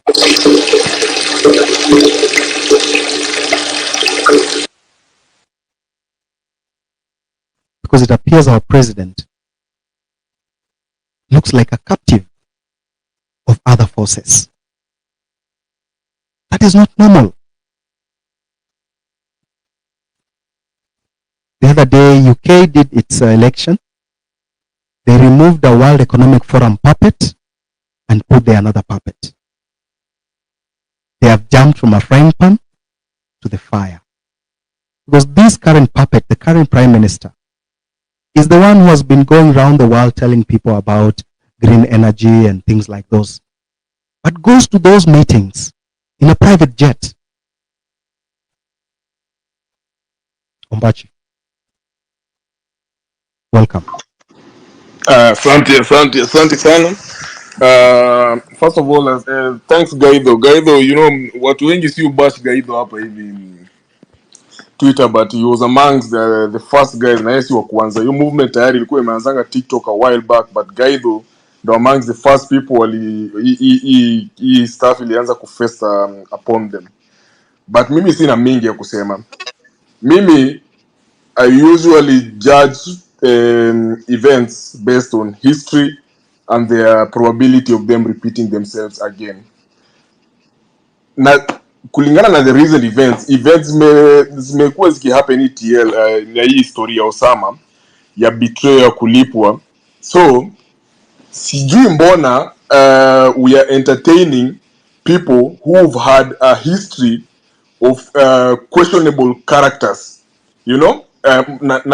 Ndaongea straight to the point. Sijui kama Nyakundi naona uko hapo co-host. Nyakundi wewe ni extortionist. Nakumbuka there was someone here hapa hivi kwanza ameongelea story ya footballers. Nikasema ikaniuma, nikakumbuka hata mimi there was a time mimi na William Baka we were fighting for the rights of players hapo Union ililipa Nyakundi akaanza kututrash. Nyakundi wewe ni extortionist. Wewe tuna welcome your efforts kwa hii movement. People like you should be welcomed. Yes, but you should not be given any self importance. Wewe fanya kazi yako kwa sababu umeamua kufanya kazi yako because you're fighting because of what you believe. See it in the agenda, it's just facts. Maybe you mean well, but at this point you can't take chances. We already know from history what has happened na Osama. It will deflate movement. As much as atake kuadmit ilikuwa momentum kidogo, but the good thing about it is it told us there are Trojan horses, ama there will be more Trojan horses in future. Wenye saizi bado si Trojan horses. Kuna watu bado wakilipo watadu the same thing. So why not? Watu wamekuwa wakilipo kufanya vitu kama hizi before. Sisi tulikuwa nafuatia retro players, wewe ukalipwa. Ukaanza hiyo time hata hatuko Twitter. Tunaingia Twitter hivi unaingia mtu anafungulia Twitter na kuambia Nyakundi anasema hii nini. Hiyo tunajua tu ni Union ilikulipa. Na after stories zilisha down, God ili change Union, watu the same walikulipa ndo walituambia. So when is sell out? Hata hii cost you umepatiwa cost ya nini hapa hivi? This is what is wrong with our society.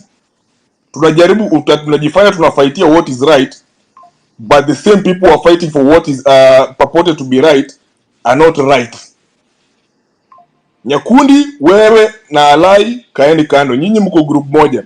Kama mnapigana for what is right because it's right, it's good, we welcome you, but we won't waste our time and resources watching you guys while you on our safe side. Heri tujue nyinyi ni wabaya hata kama mnafanyia kitu mzuri. Tukipatana huko mbele tukisha achieve goals zetu, tutakaa chini to celebrate pamoja. Lakini as for now, the movement tuache kupatia people who've had a history of being turncoats an audience. Tafadhali, mimi hata sina hati advice mingi. Mimi sasa ni kuambiana tu ukweli hapa hivi.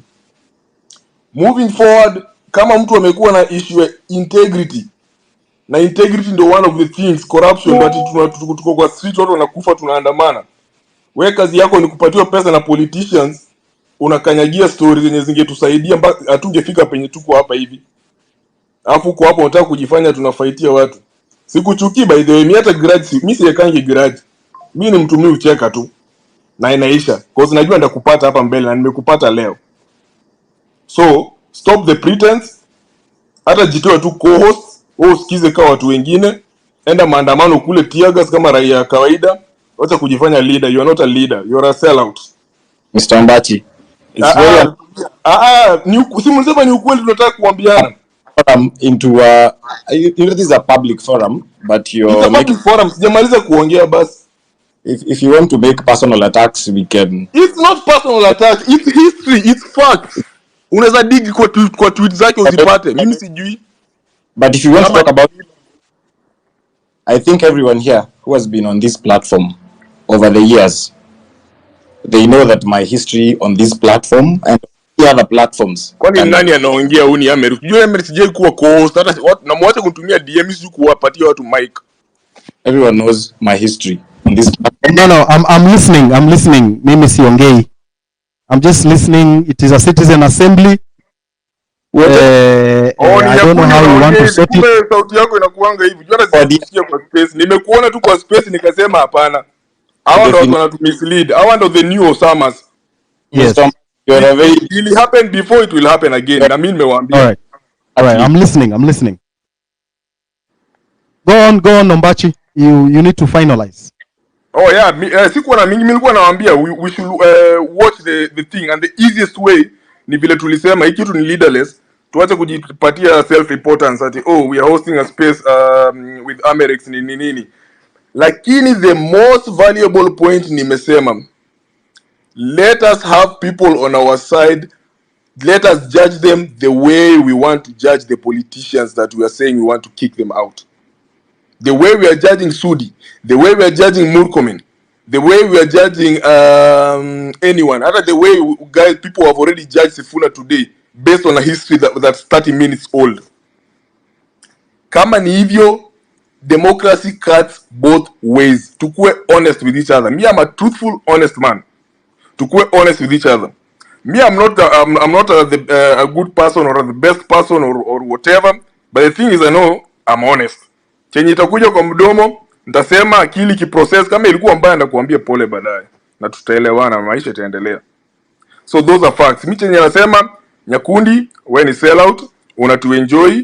Wewe ukilipwa saizi, wewe utatugeuka. Mwache kudanganya. Ni kama Alai ujue kuna space. Sijui kama kuna mtu alikuwa kwa hiyo space. Nilianza kuongea hivi, nikaanza kuongea, nikaanza sasa kuchatisha watu, wakaanza kuchachisha. Kumbe jamaa alininyongea space, nimechangamka, nimeongelesha mosquito 30 minutes. Ndo nashangaa. Na hii hata nikiangalia TL sioni nini inaendelea hapa hivi. Kumbe jamaa alishaninyongea. Alafu kesho yake ndo unakuja kuona jamaa na tweet vitu zingine hot and cold. Ndo nikaangalia hivi nikasema, huyu jamaa ni sell out. Nikaanza kujiuliza nini mbaya. Mpaka watu hata I don't agree with them. Mtu kama Asamo. Ndo nikauliza Asamo bana, huyu jamaa wenu kwani anakuangaje hivi? Because mimi mimi sikuwa najua history yake. Nyakundi mimi nilijua kwa sababu yeye alilipwa atanishi jina yetu. Kuna hata ukiingia kwa tweet zake utapata kama hajadelete. So mimi sina mengi ya kusema, ni kupoint out makosa. Mimi niko kama mtu mwingine kwa hii movement. Natokea kwa street to do my part, lakini nikiona makosa yote mahali, whether huko juu ama huko chini, enye niko in a position ya point out, I will point it out. Ndio isikuje bite huko mbele, alafu nianze kusema by the way nilikuwa najua hii story ati watu wanakuja wanaanza kusema huyo tulikuwa tunajua ni sell out. Mbona huku tuambia? Wewe basi pia even you are a sell out. So mimi sina mengi ya kusema, ni hayo tu, na I think ni hiyo tu nimesema. Ukiniweka hapa hivi utapata zingine. Asante sana Deno. Nashukuru sana. Thank you for joining. I still in China. Niko China mazee, na hapa ni 3 sasa ni 3:30 na bado silali. Hii space hii ni hadi kesho. Asante sana. Now let me go to Willis. In fact hata niongeze vile niko hapa, history ya my youth imeniudi. As in, ukiona the way the youth are supported here by Gava, as in Gava inafanya everything.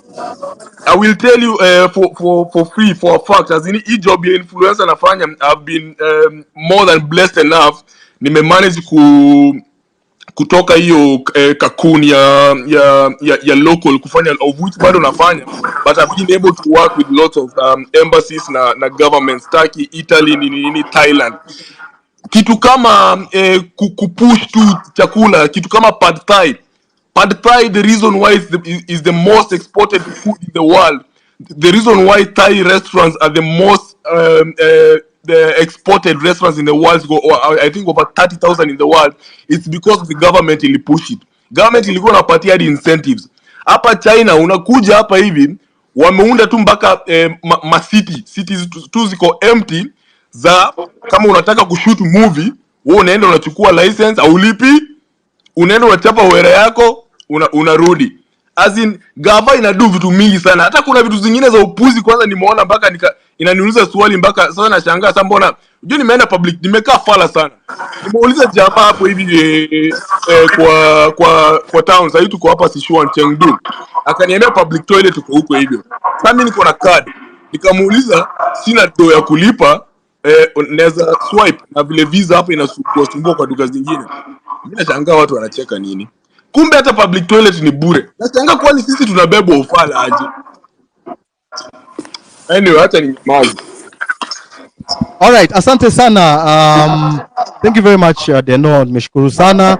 Let me invite Willis. Willis. Thank you very much, Amerix. Karibu sana. Willis Otieno here. Yes. Piki Ponki. Karibu.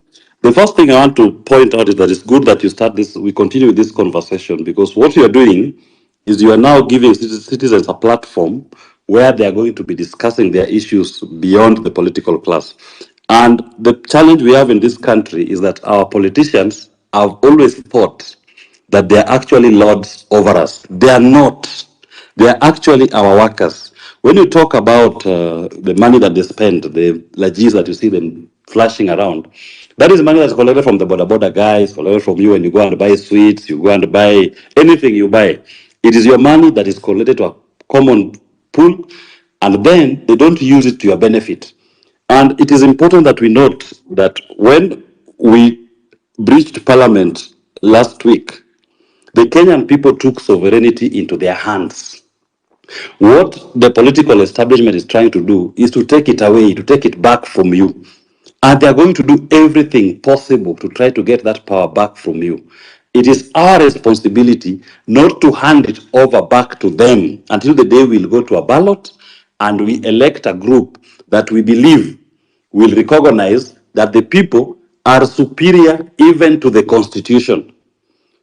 Right now, the president thinks that he is the most superior being in this country. He is not. He is merely a servant of the people of Kenya. William Ruto will come and go.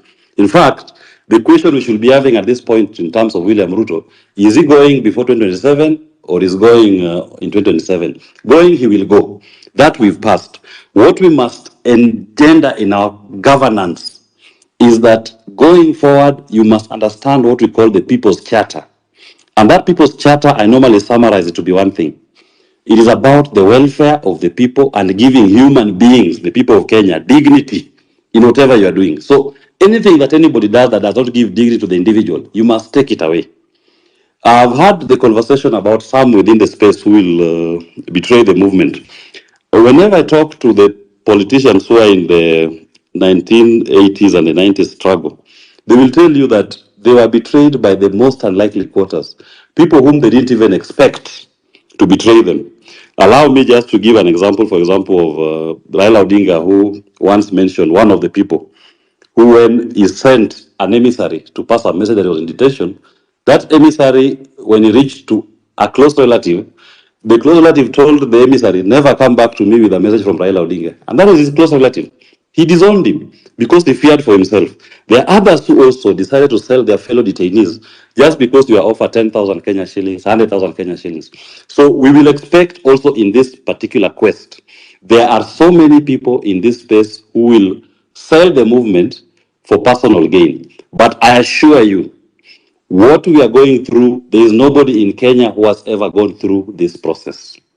In the sense that it is now the people of Kenya in their collective without a leader who are determining their future. And that future is premised on going forward. Our governance will be about us, not about the people we put in office. And anybody assuming that office, anybody who is going to be paid to betray this cause, I'm not cursing you, but I am promising you, you shall fail. And we will be here to witness the collapse of that enterprise. The third thing I want to point out, I've heard what Deno said about Cyprian. I will not want that we spend too much time discussing personalities, but at least they know I said, they just want to put it out there so that we also do our own self-introspection. You may have had at some point in the past, but nothing stops you from picking up the piece and saying, for the common good, for the better of the entire movement and the people of Kenya. Because when Kenya is great, it's great for all of us. You are now going to have leave that past and focus on this movement that is going to achieve a unity and a new country that makes sense to all Kenyans. Kenya must now make sense to all of us. We've been living in a country where Kenya only makes sense to those who are holding public office. In fact, if you ask me, if you look at the salaries that public servants earn vis-a-vis what private sector offers, you ask yourself why somebody, for example, will leave his legal practice to go and earn a salary of 300,000 Kenya shillings. But then 6 months into office, this man is walking around with 10 million Kenya shillings watches. This man is negotiating in advance to buy land worth of 100 million Kenya shillings and saying, I will pay you. Even if he was to take a loan, if he was to appear in any bank with his payslip, no bank will give him that loan. It simply means that he knows leaving private practice to go into government service is now an opportunity for him to accumulate for himself. And we must reject that. And that is what we are rejecting on the streets. Let's go to tactic. You witnessed today when the concert was being held and the young people turned up in their numbers for that concert. There was no act of breach because you caught the politicians, the near-doers, flat-footed. They are used to the usual rigmarole that you go to the street and they send policemen, they throw tear gas at you, they baton beat you up, throw water cannons at you. But we must now have ingenious ways of organizing that we will create a national mood that even the police at some point will be the ones on the street demonstrating, not the people of Kenya. Because what we are saying and what they're being asked to do to us when we are out in those spaces, even then they love self-introspection. And you will witness it. The police will put down their guns and they will say, these people are not fighting for themselves, they're actually fighting for the country. And as we are also part of that country, politicians cannot misuse our police force again. There's a point, Amerix, you raised, and I agree with it totally. We are going through the third and final liberation. And all Kenyans need to understand that. This is the third and final liberation, the economic liberation of man. We got our first liberation in 1963 when we attained independence. And that was purely a case of black people, Kenyans, electing their own to lead them. Then beyond that, we never got full political independence. And that is why the Matibas, the Rubias, Orengos, Railas, Muites went out to the streets to agitate for the repeal of Section 2A. They got those political rights, and I do believe, as guided by my party leader, that our political quest was settled in the year 2010 when we got our new constitution and we established the systems of government and we established even a Bill of Rights for the first time in our constitution. What we are going through now is there's been an attempt to claw back on those political rights, but those attempts, as you witnessed from even the Supreme Court decision in 2017 nullifying Uhuru Kenyatta's theft, and certain decisions that have come from the courts have been very progressive. But don't for a moment think that the judiciary as a whole is open to this. Of course, there are some elements in the judiciary who will still try to claw back and try to eat back on people's rights. You witnessed, for example, when we were doing the housing levy case last year, and Justice Tande very courageously issued an order to stop the collection of that levy. The Court of Appeal followed up, and even when they had the appeal, they said, nope, this levy is illegal, you cannot collect it. But William Ruto and his people proceeded to collect the housing levy using what they were calling the Affordable Housing Act. Now, remember this. At the time when the levy was introduced in Parliament through the finance bill, there was no, and the court stopped it. They had collected money almost 6 months into the financial year. They retained that money. They should be returning that money to all Kenyans who paid it. So that even if their new act were to pass, the collections should be in the coming financial year, not backwards. And look at what they did to Justice Tande.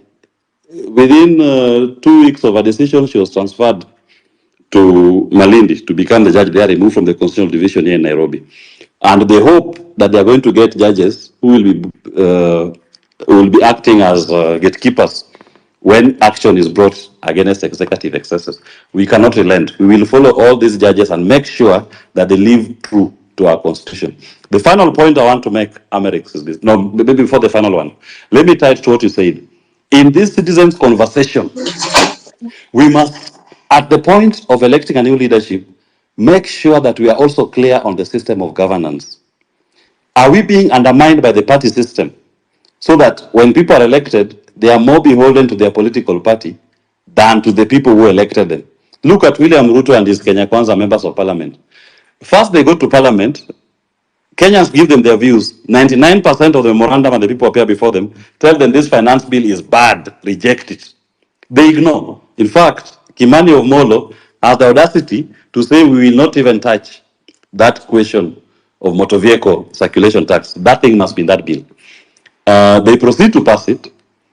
Then upon the people of Kenya putting pressure and William Ruto, even in people invading parliament, William Ruto decides to renege. Then he calls those members of parliament, and you see all of them clapping behind him, gleefully happy, and saying that that's a good decision he has made to reject. Why did we have to lose more than 39 Kenyans to get to that space? Anybody who is occupying a position of leadership, a position in trust, to whom at least 39 Kenyans must die before his wrong can be corrected, does not deserve to sit in any public office in this country.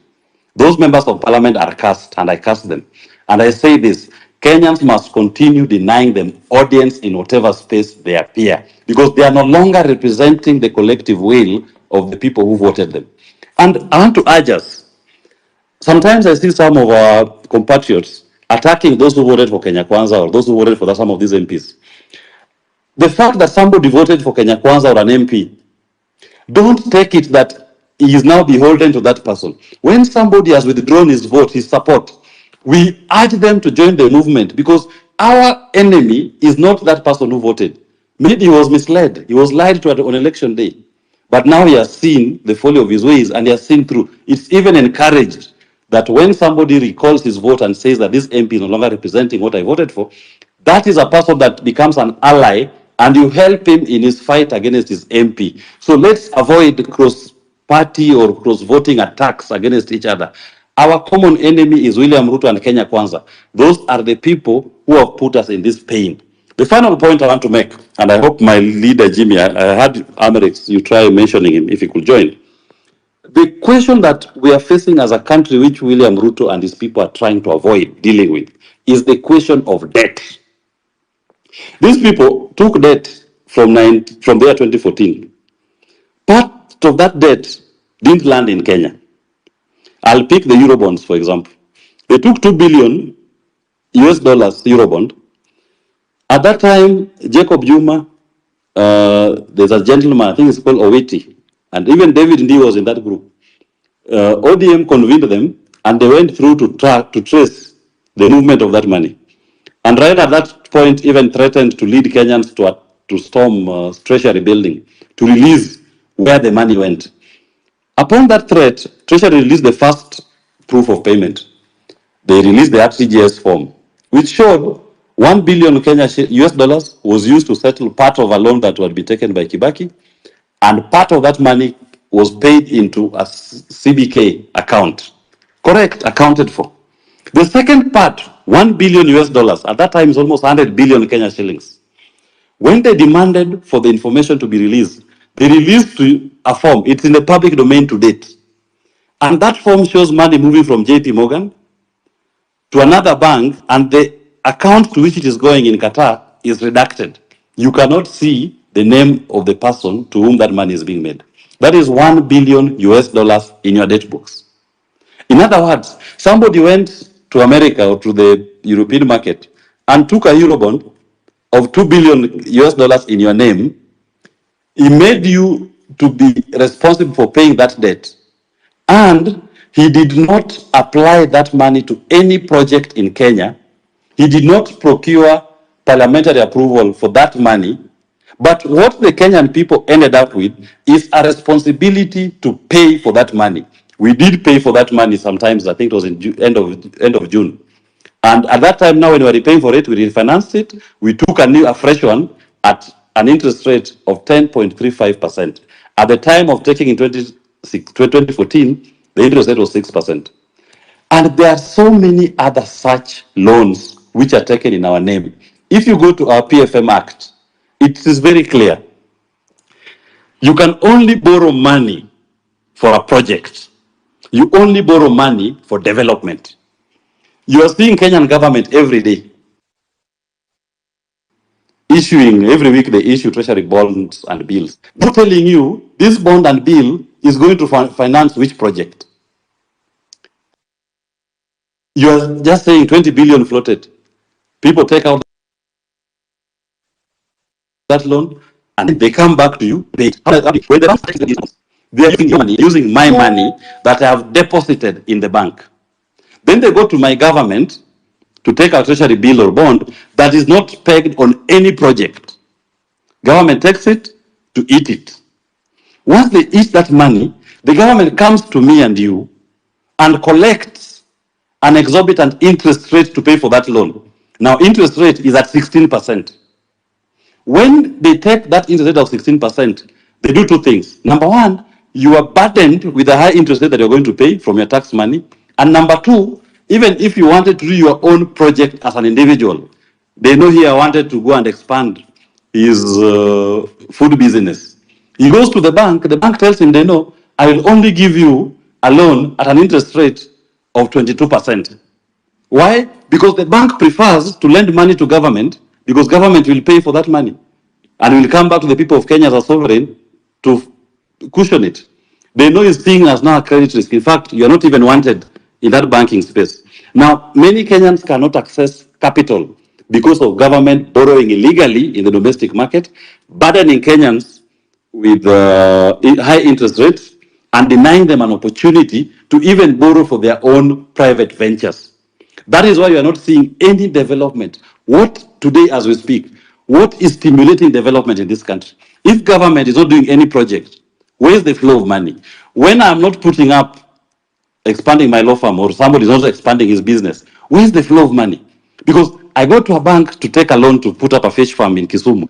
That bank will tell me they want an interest rate of 20%, 25%. Why? Because government is borrowing at 16%, 17%. They rather lend to government. Now, I cannot access that credit. The government money that was borrowed was used to Fuliza, to eat. Was not used to build a road, to build a bridge, to build a dam. It was all eaten. So we must be very careful as a country and decide, number one, any money that has been borrowed in our names that was not done in a way that conforms with our laws, that money, we have no responsibility to pay for it. It is an odious debt. If we go that route, and I do remember when I was in Mozambique, when President Nyusi had just been elected, there was something that had been taken similar to our Eurobond. It was called tuna bond. Again, $2 billion that was taken in the name of the people of Mozambique. The money never came into Mozambique. They were only told to pay for it. So some public-spirited members of the public, civil society groups, went to court and they sued the Attorney General and their parliament. Their parliament was saying that tuna bond is legal. We must pay for it. The AG was saying that tuna bond must be paid for. But the people of Mozambique were saying no. Where was parliamentary approval for tuna bond to be taken? Bring it to court. None existed. The court in Mozambique said that loan is illegal, it is odious, and the people of Mozambique will not have to pay for it. Do you know what happened? Credit Suisse collapsed. They had to pay that money. So even as we must look into our debt books and say, anybody who took money in our name without following our laws, you took money that didn't apply to any project. It is not the responsibility of the people of Kenya to pay for that loan. We must unshackle ourselves from this yoke of oppression, both internationally and locally. Internationally, they are the Eurobonders, that is the Paris Club, the London Sovereign Group. Locally are the domestic banks. We must start asking them, when you are taking a loan from the Kenyan government, what is the project that loan is funding, number one? Number two, where is the parliamentary approval for that loan that allows government to float a bond or a bill? You saw with William Ruto last week on TV when he was saying, because you rejected the finance bill, I will now borrow 1 trillion Kenya shillings. I mean, how can someone casually commit the people of Kenya to take a loan of 1 trillion Kenya shillings? He's not even told you what loan, what project does he want to fund. He's not even told you where the parliamentary approval, but he's telling you, I'm going to take a loan of 1 trillion Kenya shillings. You people of Kenya, you must pay for it. You must tell him, no, we are a country of the rule of law. The sovereign people of Kenya have even said in rejecting the finance bill, if you think that this country will only develop through loans, then suspend that development. We don't need it at this particular point because you are taking these loans and applying it to things that don't matter to the people. You are not building any new road. You are not building any new bridge. You are not building any new dam. So we must be able to call him to order. Another thing that I must mention, this space that we occupy, we must jealously guard it. When William Ruto came to space last week, he was not coming to space because he loves this space. No, he was coming here to take it over. They've been the kings of the streets because on the streets they are able to manipulate our young people. They are able to pay some people to disrupt, to control the political conversation. But on the social media, he does not have control over this particular platform. This is a citizen's platform, and this platform must be guarded and protected to posterity. Any politician who will come here or who will come into leadership in this country, even myself who has said I should be compared with Rigathi Gachagua, I believe I'm a better deputy president than him, if the time came. That politician must be told, you are not coming here to be our boss. You are coming into public space to be our servant, and you must be reporting back to the Kenyan people on space. You must hear that bullshit that they tell you every day. You must hear when they tell you fag off. You must hear it. You must respond to everything they're saying, whether you like it or not. I may not agree to the use of a particular type of language, but the Kenyan people who have put you in an office have a right to express themselves in the best way that they know how. If somebody's best way to express himself is to say fuck off, then you must fuck off and listen to him. You must give him the respect to express himself, and you must do that which you believe is going to give him dignity when it comes to their governance. And finally, the point that you raised, Amerix, I say this. We must focus on the prize. The prize is a better governance. Kenya Kwanza may not give us that governance. And I urge our people, do not despair. When you see a regime using all the arsenals and all the tools that have been used before, just know that you're doing the right thing. They started with the police. The Kenyan people overwhelmed the police with love. They tried tear gas, they tried water cannons. It was overwhelming. They went for the army. You are told now the army is out on the streets. The Kenyan people are overwhelming the army with love. Because these are people who are just appearing with water bottles and flags, saying, we are fighting for a better Kenya. Now they've resorted to the last arsenal that's normally used by falling regimes, is to start getting goons to infiltrate, try to buy some who are perceived to be the spear leaders or the ringleaders of the movement. People say that is not a leader, Amerix is not a leader, Deno is not a leader, Wanyakuni is not a leader, Otero was not a leader. There is nobody who is leading this thing. So they are finding it difficult to infiltrate. They will take one today, Osama today, but tomorrow a new Osama is going to be born. You'll find another, in fact, you kill one Osama, you take one Osama, 100 Osamas appear immediately to fill that gap. So we must guard this space jealously. Don't even spend too much energy crying over the fallen soldiers who will have been bought by the regime. Our tears should only be reserved for those of our Kenyans who've been killed, the Rex, the Basilisk, the Dr. Margarets, who've died when fighting for a better Kenya for all of us. So let us please focus and let us make sure that we do not relent. And to our members of parliament, some of them who may be on this platform, you must now understand one thing. Power is in the hands of the people. Don't vote as a robot, that something is brought before you and you just vote. Sometimes you may have made a mistake. And I always say, when somebody makes a mistake, I'll forgive you the first time. But your conduct post that mistake. If, for example, the conflict of interest bill that was passed by a Senate, if some members feel that they never fully understood it, nothing stops you from bringing an amendment bill or even introducing amendments that furthers the good of the people. Take it back to Senate. Let us stop spending too much energy explaining ourselves out there for actions that you've done on the floor of the house and you're not correcting it. I, as a person, I have no faith at all in our parliament. In fact, where I sit, I believe when the Kenyan people occupied parliament, we were done with the parliament. And nothing will come out of that parliament that is for the benefit of the people of Kenya. We are done with it. Our next phase was to occupy State House, which William Ruto stopped by bringing the army and and goons to infiltrate. An occupation of State House does not in any way mean an insurgency or a coup. It simply means the Kenyan people want a civil conversation on the manner in which they are going to be led. And let us not, when people say, I'm going to occupy parliament, we must, or I'm going to occupy State House, we must be very careful not to start selling fear or encouraging the police or the army to use guns. When somebody says we are going to occupy parliament, what you should be doing is asking the police, asking the parliamentary leadership, can you make sufficient arrangements for the group that is coming, that there is security for the members, there is security for the protester, who has a right under Article 37 to protest. When he comes to parliament, he is given a chance, he is given an opportunity to express himself. If you are going to set the parameter to be the gates of parliament, set it to be the gates of parliament. If it's going to be the lawns of parliament, set it to be the lawns of parliament. But you cannot say, if you come to parliament, we will kill you. I want to say this. For these policemen who are currently being misused by the political administration to cause these deaths, I've been in a case, the Baby Pendo case, and in that case, we are suing policemen. We are suing former commanders, OCSS in Kisumu, the ones who killed protesters. They even clobbered Baby Pendo, a 2-month-old baby in her coat, baby coat. They killed that baby. Today we are in court. I've looked at all those policemen in the eye. I've seen the fright in their faces.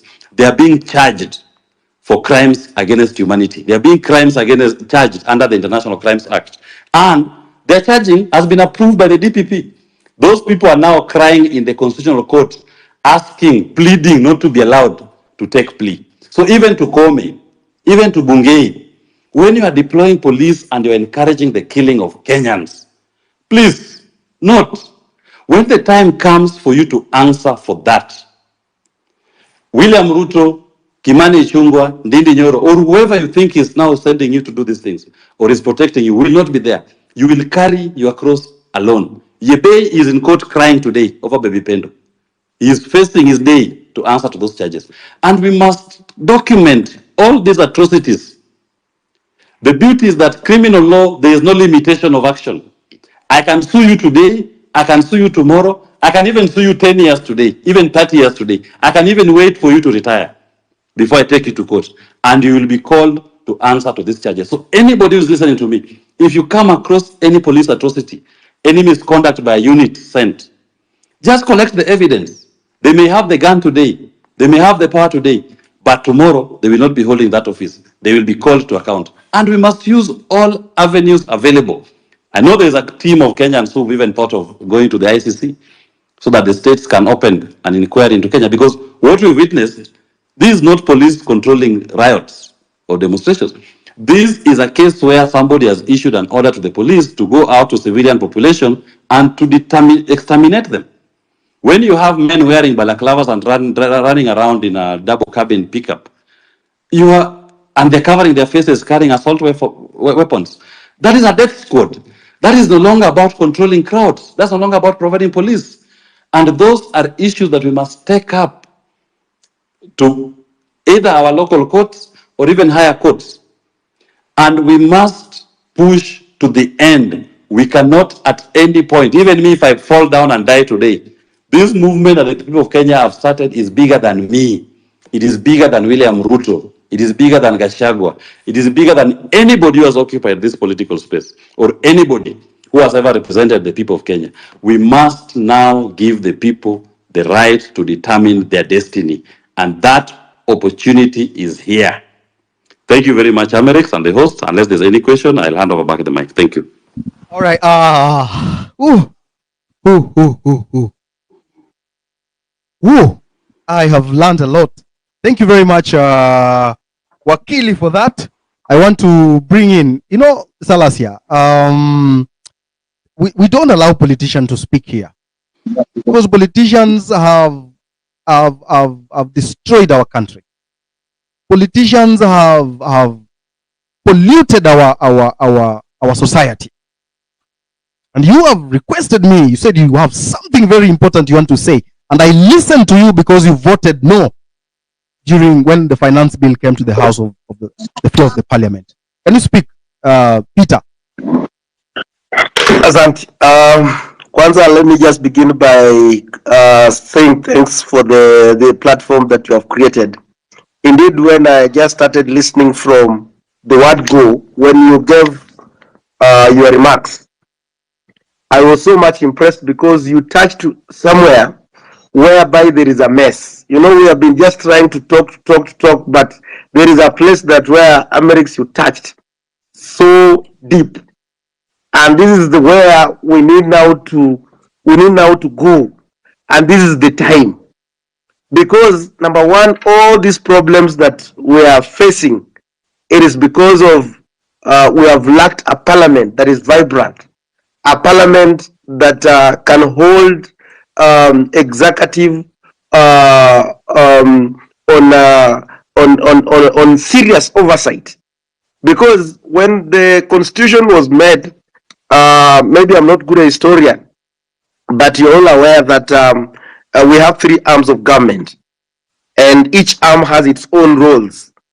And I remember when we met with the president as young parliamentarian, he told us that the young leaders when a young parliamentarian some time back, that we should legislate. Our work is to legislate.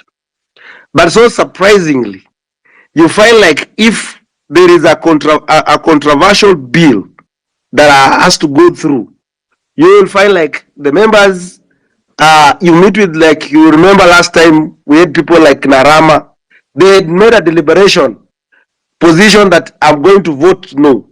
But the moment these guys they are called in the parliament, in the state house, when they come back from the state house, everything has changed. And that is why there is a point where you say that we need a referendum, a constitutional referendum, whereby we can separate the presidency. We cannot have a parliament that is an extended hand of an executive. Recently, you saw what just happened as a procedure of the House.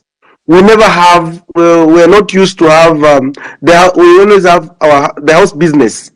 Tuesday afternoon, then Wednesday from morning to evening, and then Thursday from 2 onwards. But if we want to have a sitting on Thursday morning, there is always a mover, and then we deliberate, and then we agree that the House is going to sit the following day. But it was very unprocedural that even most of us we were not aware that we are going to have a sitting on that particular Thursday morning. But just because somebody has received instruction from the State House that we need to get the issue of the military, that now they have to pass it in the House whether the opposition are there. So in the morning around 3, around 2, around 8 is when they are sending us message that we need to be in the House when they have already themselves have been mobilized. There's this issue also they come up with, that the executive can even spend money, some money without the approval of the House that is outside the budget, and just because they receive the instruction from another arm. There is another one that the government can go ahead and borrow money even without there's a figure, without even notifying external borrowing, without notifying even the parliament.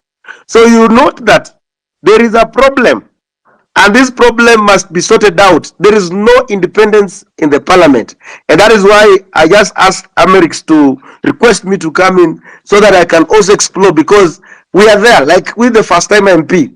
Sometimes you will ask yourself, why are we not even be able to speak in the House? There are those, like there's one who say that there are those who they have stayed there, so they called them. That's why he told when I was going that I cannot be monolized here. I cannot be monolized whatever, and then I come here again because there are those who call themselves veterans. So you have a burning issue, but to get a point to speak, then it becomes another hell. And then there is this what we call the patronage of the parties, like parties, and that is where now we have to converse. That is where we have to speak about. Why is it that these members of parliament, like the opposition, this is not about only the government side, but even the opposition. Even me, at one point, I was removed on from a departmental committee just because of, I don't know, even I don't understand. And I asked myself, why did you? That is because of some politics that was just happening. And then you also realize that even those who are in the Kenya Kwanza, they'll be told that you have to follow this direction. If not, you're going to be removed from the committees. So that is where we need also to have a conversation. Who gives the powers to nominate members into specific committees? And I want to also thank the LSK. And I was so much worried. I remember even I told I was worried if Faith Adhiambo will accept Odhiambo will accept the welcome to full Kenyans that they are trying to look at an inquiry commission to look at the issue to do with the debt position of this country. And I want to tell you that there is a report that was done. And this report was done by there is a committee that is there. It's a select committee called the Public Debt Committee that is mandated to look at the debts of a country. So when I heard about the president talking about that, he's forming an inquiry commission when I've never heard about. Yes. Go on. Yes. When I heard about him saying that he has formed an inquiry commission to go and look at this, that when we already have a report that implicated that the Eurobond money never came into this country, and people were paid, by the way, were paid. And so, again, what is really, and that's why for those who have heard me speaking even on public rallies in public, I ask myself a question. I'm not a good historian, but in 2013, I wasn't so much into politics. I was still in school. And I used to hear people like Thuge, where the Kamau Thuge were the PS of the finance by that time, very powerful PS. We had people like Narotich were there, Henry Rotich were the CS of finance. We had people like Njuguna Ndungu, who was the central governor of the central bank. And so the same people, when the money from the Eurobond got lost, are the same people that have been rewarded these jobs as the economic advisors. They are the same people that now they are holding bigger positions in terms of holding the finances of this country. You ask yourself, there is what you call the Auditor General, and you also have the board of that governs the Central Bank of Kenya. Ask yourself, who is auditing the Central Bank? And that is being run by few people, but now the auditor cannot even audit the Central Bank, and yet that is the work. So those are the things that I think as the highlights of this, because this nation lies in your hands, and I'm happy that you have studied the dynamics of the politics of this country. That if we come and raise one person, say that this is our leader, then this person is going to suffer, will be under intimidation, will be bribing, will be all sorts of manner of, so that to make sure that the movement dies at a go. So when you, and that is why I want all of you to remain with that slogan. And I'm happy that most of the members, you are mark timing each member. And I'm happy when Boniface Megwen was trying to do, you are able to bring him on board and tells him this is the direction that he wants. I've heard about people like Robert Alai, being called on order.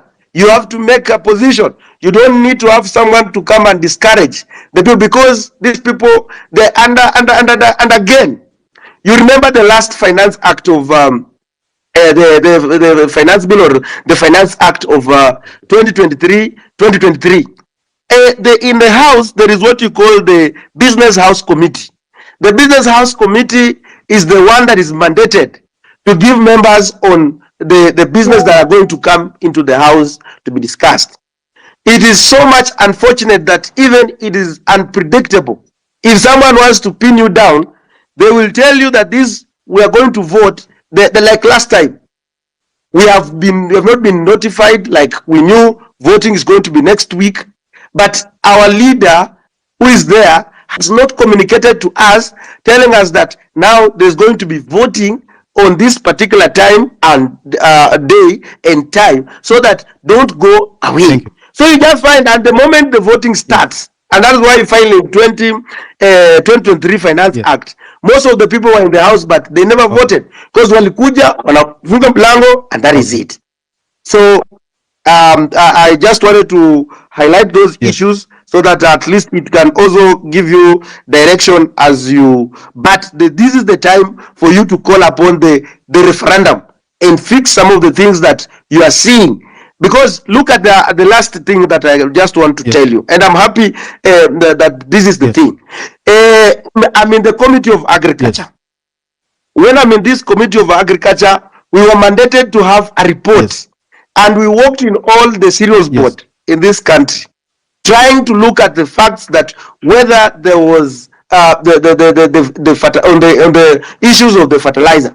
And indeed, the report that we came up with, that there was a mess.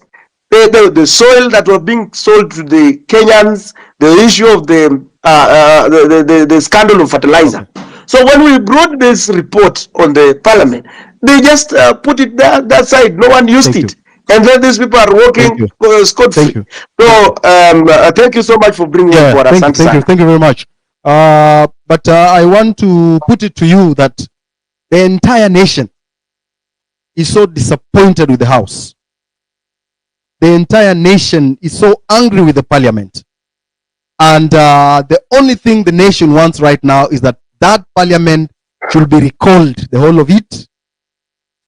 That parliament is a mess. Because from what you've told us, it's like parliament is now like business. It's like a market. You know, the person, the one you can buy is the one that will pass those bills. So we want that parliament to go home. It should be dissolved, all of it. We don't want it. And if they continue staying there, these young men will come back for them, and they will now remove them forcefully from those seats. So go and tell your members or your colleagues that we are so disappointed. We do not want anything to do with them. Degwanjiru. Yeah. Thank you very much, Eric. Thank you very much, all the participants. I've keenly followed the debate since we began, and I've heard the encouragement that we are more focused than ever to make sure that we redeem this country, that we reclaim this country, that we rebuild this country. And the process of reclaiming and redeeming this country and rebuilding it requires a lot of self-sacrifice. It requires a lot of commitment. It requires a lot of gathering than scattering. It is therefore my appeal that during this very dire session that we have engaged ourselves in, that we try to gather as much as we can and scatter less as we can. Because all of us at this particular time, everybody matters to us. And now, moving forward, I have listened to my learned senior, Mr. Willis' submissions. I have also heard the sentiments of the host about the question of parliament. We have, I've heard the submissions about the question of the IBC, the public debts, and all those. I'll tackle each at a time. I would begin perhaps by tackling the question of the IBC and where we are at the moment. And what are we waiting for? Constitutionally, at the lapse of 14 days, whether William Ruto decides to sign to assent to the bill or not, the bill will become effective and will become law. But upon becoming law, how then do we move on, and how is a bill proposing to constitute the IBC? And that is where we should be focused at or on.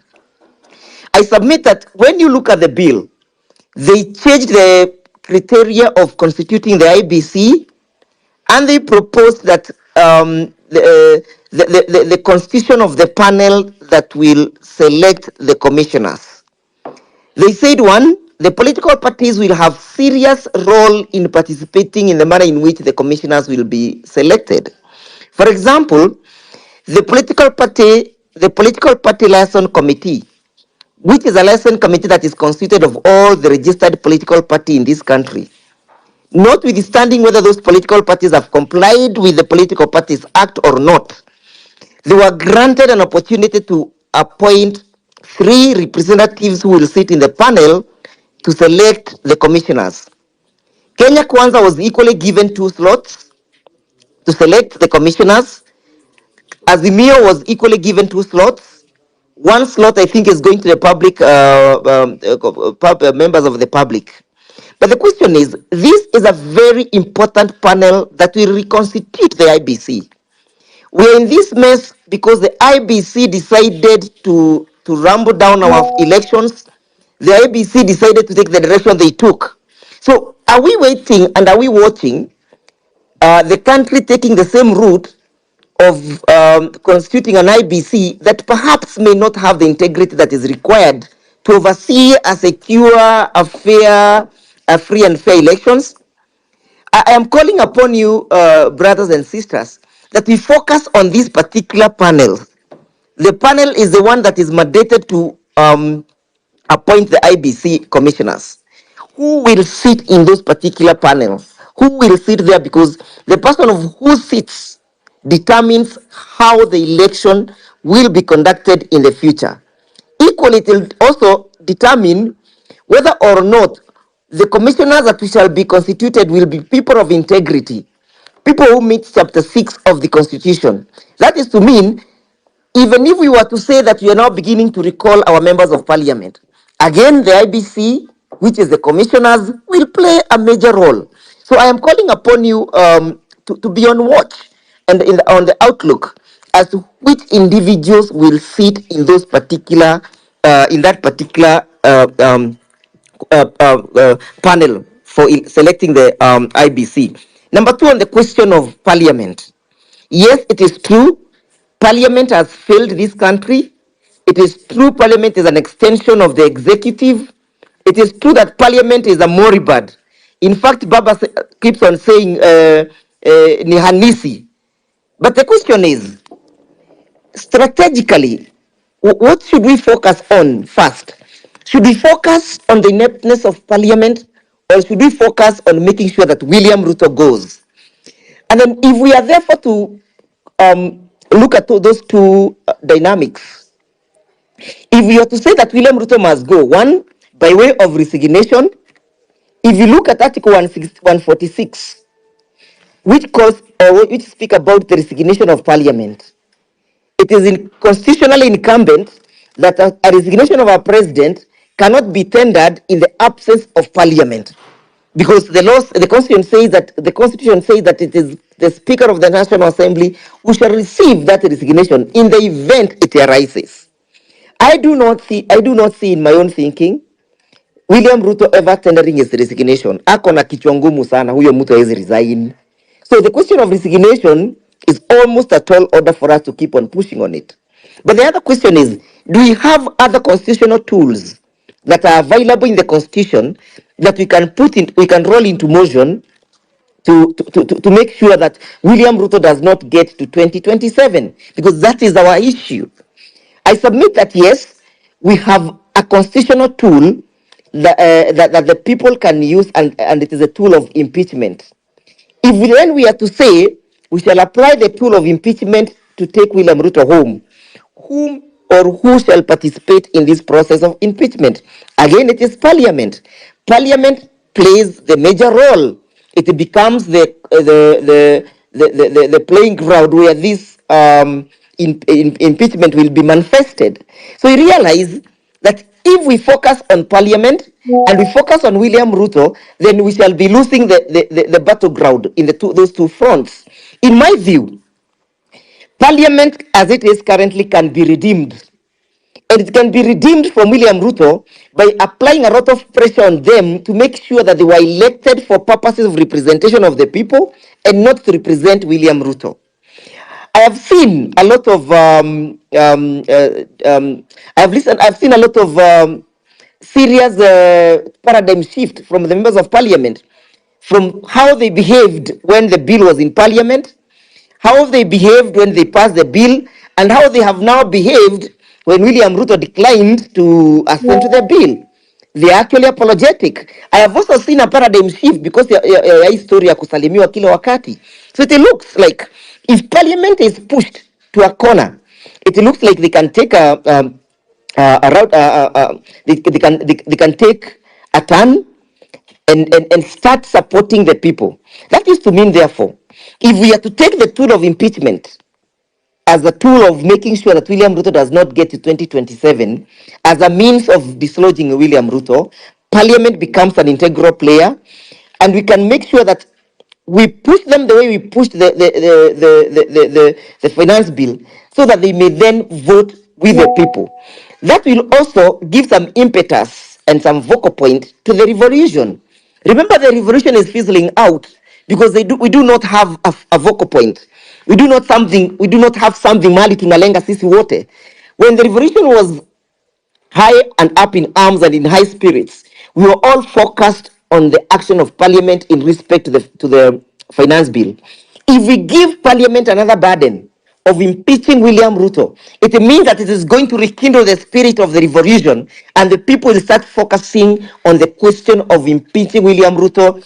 We will go to the streets saying impeach, impeach. We will go to occupy parliament again to tell them you must impeach William Ruto this time round. So that becomes, in my view, becomes another way of rejuvenating the spirit of the revolution. The final one is where we are saying that number one, the resignation has failed. Number two, impeachment has failed. Then we go to factory setting. We go to the second Tuesday of August, 2027, where we are saying then William Ruto will go out by the way of the ballot. Then the question is, are we then prepared for the ballot? That is to mean if option one, resignation fails, option two, impeachment fails, we go to the constitutional tool of the elections. How have we prepared our people for option three? Where option three will be the climatization of the entire revolution and the manifestation of the results of the revolution. In my view, I do not think that we are taking proper actions and proper steps towards preparing ourselves for the 2027 elections.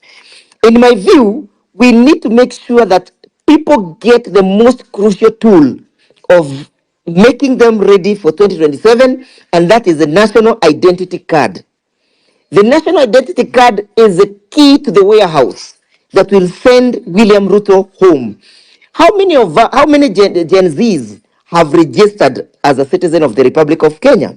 The other question is, do we have the facilities that are capable of producing all the IDs that are pending between today and 2027?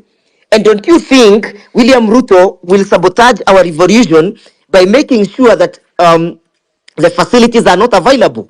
I am proposing that we devolve the process of registration of the people to the counties, or to the most minute level that people can easily and expeditiously get registered. That is to mean the equipment that generates the IDs must be removed from Nyayo House, be taken to where people can easily collect them. It should be our priority to push that IDs be issued as many as we can. But again, that William Ruto will sabotage because he knows that is a tool that he cannot evade. The other question is, when you look at the question of the Election Act and the role of the people requirement to register as a voter, I was asking myself today, how many things am I able to do as a Kenyan on the face or the fact of just holding an identity card? If I have an ID, I can get a visa. If I have an ID, I can withdraw M-Pesa. If I have an ID, I can do a lot of things. Why is it so difficult, and why is it a requirement that for me to vote, I must be registered? I must have a vote. I must have. I must have. There must be a rigorous process which must be rolled in a clandestine manner for me to be able to vote. What is the role of the ID? Why can't I just go and vote? Why can't the register be generated on that basis? That if you have an ID, you are registered to vote. Those are some of the things that we might think and might impact or call for for the amendment of the entire electoral laws. We have made various proposals in that respect about the question of how the elections can be expedited and how everybody can be involved in the process of the elections. As I sum up, I've had the latter speaker, the member Silasia, speak about a referendum. In my view, we are not yet ready for that. If we say that we want to take the country to a referendum, we'll be losing our eyes from the ball. We'll not be able to keep the eyes on the ball. The eyes on the ball is the fate this country is where William has taken this country. We must fix William Ruto if we want to fix the country. If you want to fix the economy of this country, fix William Ruto. If you want to fix the education system of this country, fix William Ruto. If you want to fix the agricultural sector of this country, fix William Ruto. If you want to fix the transport industry, fix William Ruto. If you want to fix the manufacturing industry, fix William Ruto. William is the problem that this country has. It's a cancer that is ailing this country. And therefore, at the moment, our focus should be how do we get William Ruto out of office? We have, in the past, been able to put a spirited fight in court, if I may report. For example, there's a pending matter that is before the court today about the finance bill and about the participation of the IMF. We have gone to court asking the Treasury not to sign any further agreement either with the IMF or with the World Bank. That matter was reported in the Standard today. I am actually the petitioner. The Mount Kenya jurist, which the chairman is also the petitioner, another group of advocates. So we are saying that we should be able to push for change from our own perspective and from where we are. For example, Willis has made very, very, very able submissions in respect to the extermination of young people by the police. We must be able to tell the country that we have other international instruments that can be able to address the kind of the extermination that the country is doing to the young people in the absence of a domestic remedy. That is to mean, and I echo his words, that we must be able to collect all this evidence. And we must be able to give them a periodic ultimatum that if you will not have prosecuted or charged these guys who are responsible for this within a specific period of time, then we shall be able to put into motion other international instruments. As at now, we should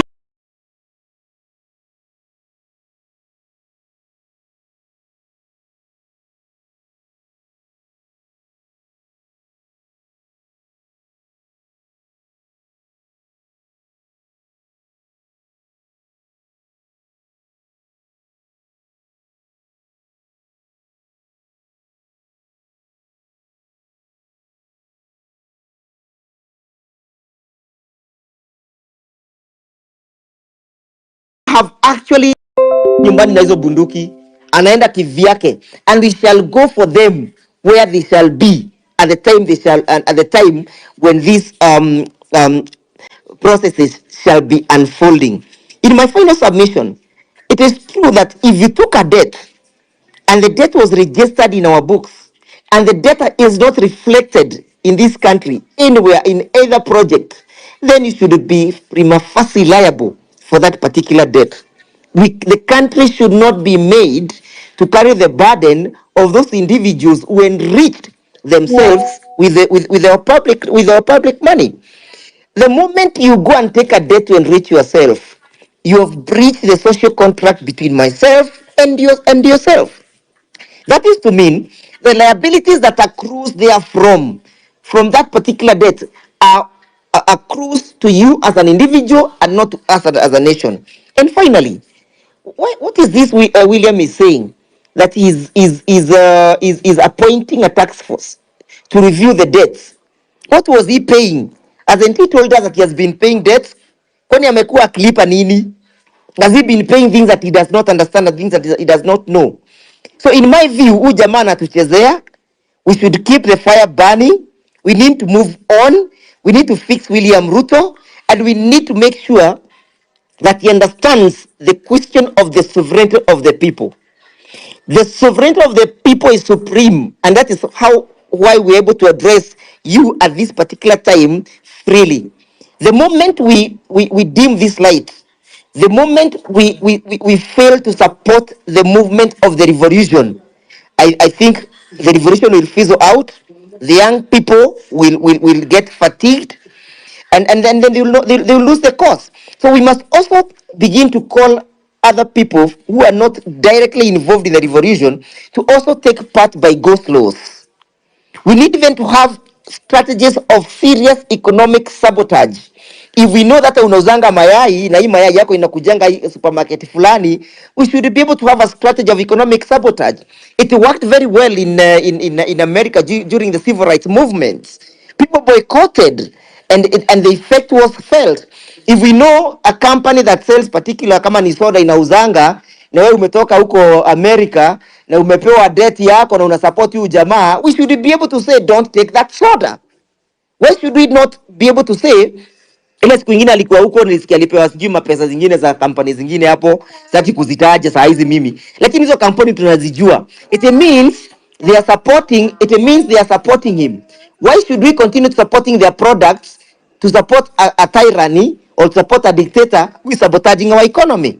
So those strategies of economic sabotage should be applied so that they also feel the pain and so that we may share this pain equally. I'm so humbled for the time granted to me to make my humble submissions. Thank you. Thank you very much, Wakili. Asante sana. That one needs some break. I mean, I've learned a lot of things about your submission.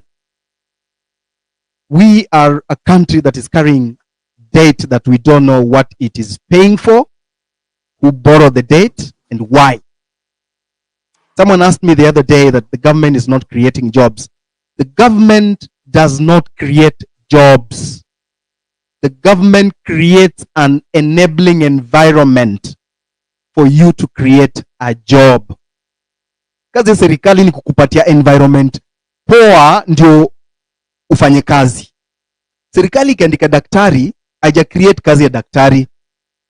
Imeandika huyo daktari asaidie serikali ku create enabling environment ya mtu kufanya kazi. So that ukikuwa mgonjwa ukifanya kazi, unaenda kwa hospitali ya serikali, unatibiwa, ndio urudi ufanye kazi. Ukifanya kazi unakuwa productive, then the government comes and tells you, ulienda kwa hospitali yetu, hebu lipa hii tax. Essentially, haufai kulipa pesa kwa hospitali kwa sababu unalipa tax. So kazi ya serikali ni kukupatia the right environment ya wewe kufanya kazi. And when you work, that's when you create a job. For example, kama wewe ni engineer, that is your work. Uko na skill ya engineering. So una create kampuni yako ya kutengeneza bridge. So kwa hiyo kampuni yako utaandika watu, au watu umewapatia job. So your work has created a job.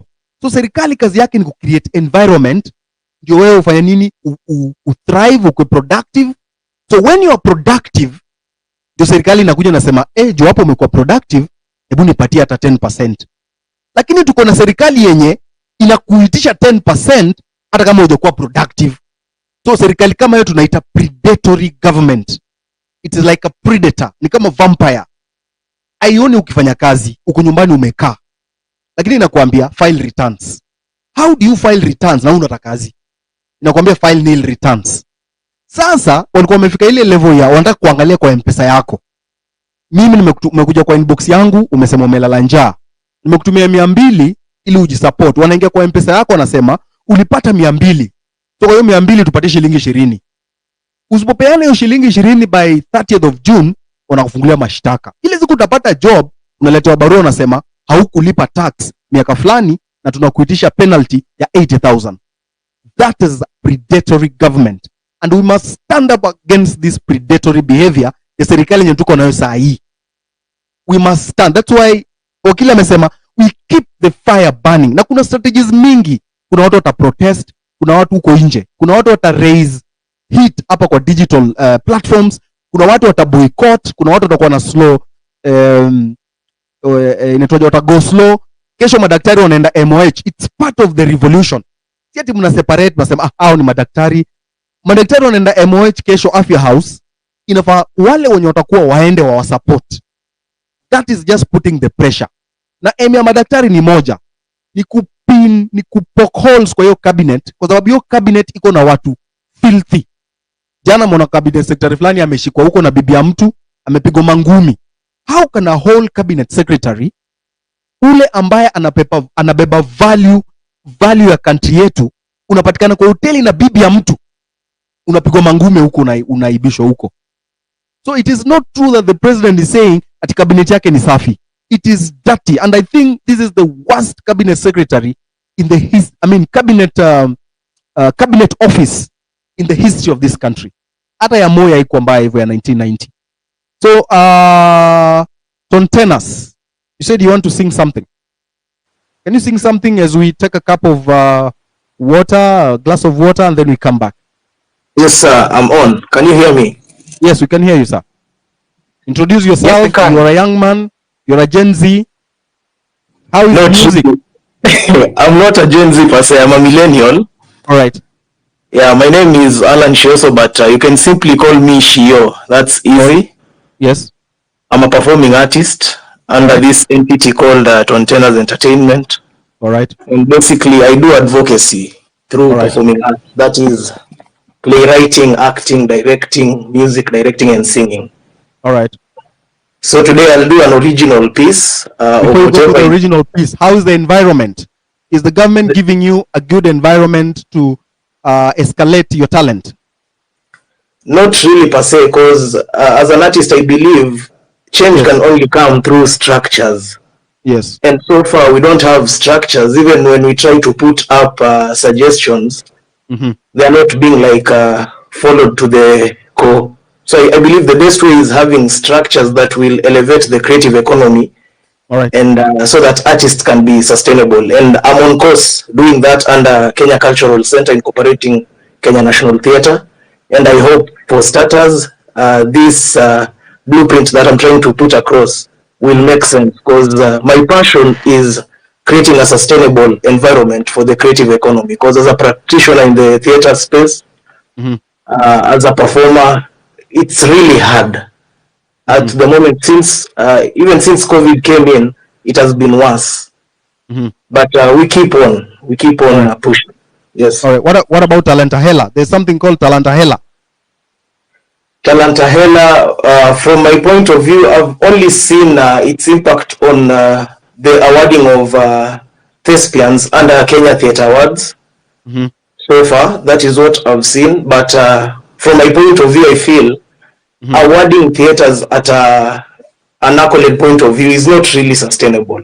We need programs under the Kenya Cultural Center, for example, for the thespians, that have structure that can be funded and bring artists on board, so that we shape their talents according to art and culture in this country. And in the same way, I believe art and culture is not more of tribe. We can commercialize our ethnicities positively, and create a unity of purpose.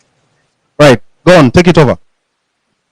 Yeah, so this is a rendition of an original on YouTube called Loudest, basically being vocal on matters social, political, and economic matters.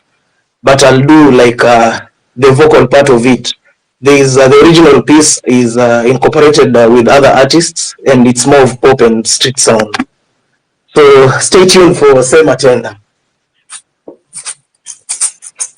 Tunasakanya kado wanatuidhia, tunapigania wax wanatukazia, wanadai tuko free wametukalia, pesa zilingia bank zikadisapia, mwananchi yuko njaa mwenyekiti amekaa akisinzia parliament. ufisadi umejawa, maombi wamekaa wakingojea ka sacrament. So potelea pote kama chwani kwa mkono ya polisi traffic. Jam ni kokote, una haki kwa mikono ya polisi culprit. Hey, kula mali ya umma kwa ofisi, tai juu ya kitambi ni ofisi. Tunashika tunachoma mwizi, kumbe kuna mwingine kwa ofisi. Mlishasema ni wakati wa kutenda, mlishasema ni wakati wa kutenda, mlishasema ni wakati wa kutenda, mlishasema ni wakati wa kutenda. Unapenda mnene juu anakupa vinene, miaka 5 mitini juu utamona kwa teli, kuongeza madeni mifuko ndefu karele, mpeleke kotini atatoka na dini. Jukani kesi hakuna za wadosi, nimewadadisi amnaga mikosi. Mnaiba mnasema ni mokozi, wananchi wakiteta mnaita mapolisi. Yo sansani samesi, unajua ni usanii tu. Sansani samesi, unajua ni kuimba tu. Usinifinye hapo, usinifinye hapo. Mlishasema ni wakati wa kutenda, mlishasema ni wakati wa kutenda, mlishasema ni wakati wa kutenda, mlishasema ni wakati wa kutenda. Thank you. Thank you very much. Where are you? Where's your studio? Where can people get you? Because your songs sound to be revolution songs, and I'm sure as we go on with this revolution, we want more of these songs. Where can we get you? On social media or the physical studio? Physical studio. Physical studio, currently we are at Kitengela. Yes. Sherman Road behind Eastmart. All right. Yeah, that is where the basic, like the physical studio is, but on social media platforms, you can find us on Tontenas, and we occasionally hold shows at Kenya National Theatre. All right. Yeah. Thank you very much. Can we have Milton? Milton? Thank you, sir. Thank you so much, Amerix. Yes. I'm so happy that you decided to host this. You know, so many people didn't know the guy who actually started this movement. They've been really searching. And even your followers, most of them didn't realize when this thing started. Because it was deep. Someone once posted a speech of President Uhuru some time back. Many didn't understand it, and someone said that hii ni watu wenye wamepata B- kwenda juu, wengine wangoje bloggers wa explain. So in the, like on this conversation, the first thing before I even continue much, you also need to balance between our watu wenye wana verified, our watu wenye kuko chini.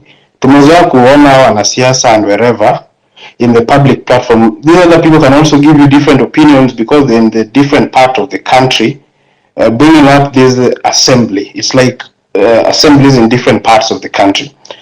So my main issue, or the first thing I've been thinking about is, I think we need a referendum in this country. Because we need to reduce salaries of MPs, like the ones like Peter Salasya here. We need to reduce their salaries. Why should we pay a member of parliament almost 1 million Kenyan shillings a month and they don't even make any laws? Yeah? Why should we have a women representative? I can dare say all the women representatives, ever since we started devolution, none of them has ever come up with a bill to support anything about girl child. We don't need them. What are they doing? They're just earning salaries for nothing. Yeah? The other thing, nominations of different posts in the political space must have a meaning. Because in this past election, most parties, people just nominated their girlfriends, and it is in the public domain. People know that nani alikuwa anamfieka, wakamweka. They have nothing but walifinywa huko kwa county assembly. Sana county assembly ndo au mabigi kwa parties walieka girlfriends wao.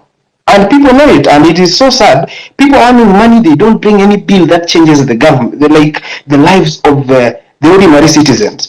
So my first thing is, venye mtu kama Raila alikuwa analeta hiyo referendum ya BBI nini, aleta referendum ya kutoa salary za wase from those 800 and wherever. We the people, we can bring a referendum through a representative. We can have signatures and all that. Once the IBC is constituted, we need to have a referendum, because we cannot be paying people all this money and we are not getting anything worth of our money. Ever since, for example, someone like Salasia, I like how he does his things, but the work of a member of parliament is to make laws. The work, then our members of parliament makes people think that their work is to handle the CDF. They are just patrons. Each and every constituency has someone called constituency development fund manager. Wao wanaitwa fund manager. They are the people employed by the national government, and they're not even employed by these politicians. Wao wanakuwa employed kama wafanyikazi wengine wa serikali.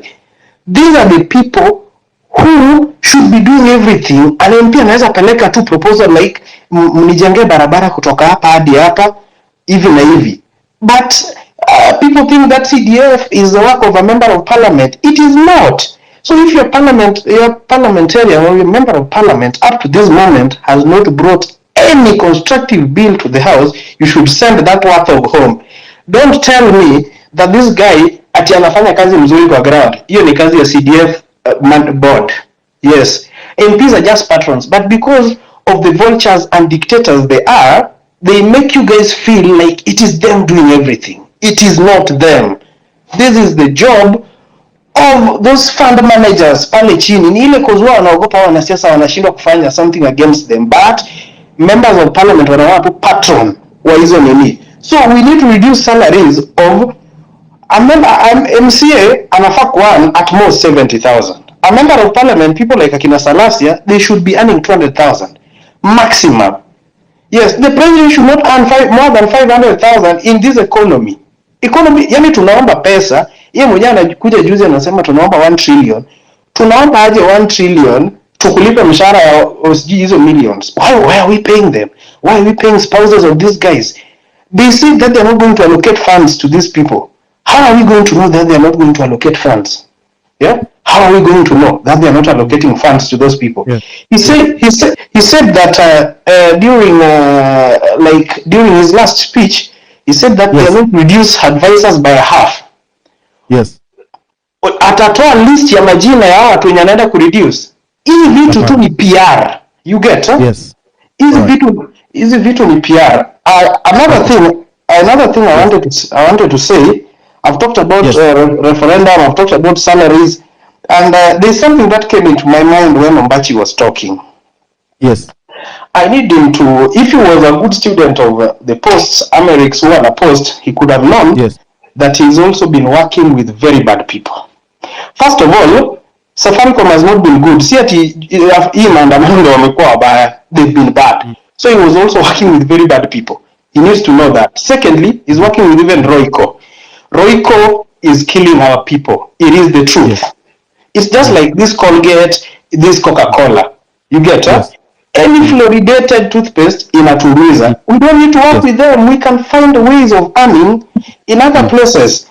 The other thing before I finish, just having 2 points and then I finish, is that most of our MPs, they just get elected to loot. You get it? Wow, wanatakanga tu kuloot. And this culture pia huwa sisi tunaileta kama wananchi. Ukiona mbunge wako anapita unataka 500, 200, hiyo pesa atakutolea wapi kama sio kukuibia? Atakuibia, and then akisha kuibia atataka aingie huko, akiingia atarudisha na interest. Ndio maana unaona wanaweka mabibi zao, kwa bibi alichukua loan kwao, sister yake fulani alichukua loan job, ndio wamfund a campaign. The other thing which many people fear talking about, and I've been seeing it in Kenya for a very long time, is we as a country, we have a national intelligence service, and I tend to feel our governments who wanatumia NIS to manage politics of the country, something that should not be happening. Unasikia, I have the information. In the last government before William came in, Kimani Chungwa was so fond of attacking NIS.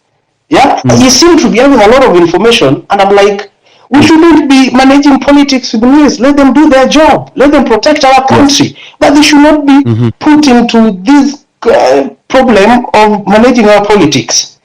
And before I finish, I want to congratulate someone like Cyprian Yakundi. Cyprian Yakundi made Safaricom and even like Cheza Games, this company, they'd taken billions from Kenyans. He won a case that these guys get back, like refund billions of money. So when people are saying all this and this, we need also to check on such, and we cannot support same sides all the time. Thank you so much. Thank you very And All right, thank you. Bless you, bless you, bless you. Rosalind, Wanjiru. I have not seen women here coming. This is not a masculinity space. This is a citizens' assembly. I want to see more women here because I wrote yesterday that any combat, as long as women are giving us the buffer zone, that combat will be successful. I want to see more women here talking. I want to see their animation, their vocals here, and raising the stakes in this revolution combat. Rosalind. Thank you very much for the opportunity. I honestly didn't think that I'd get the mic this fast, but thank you so much.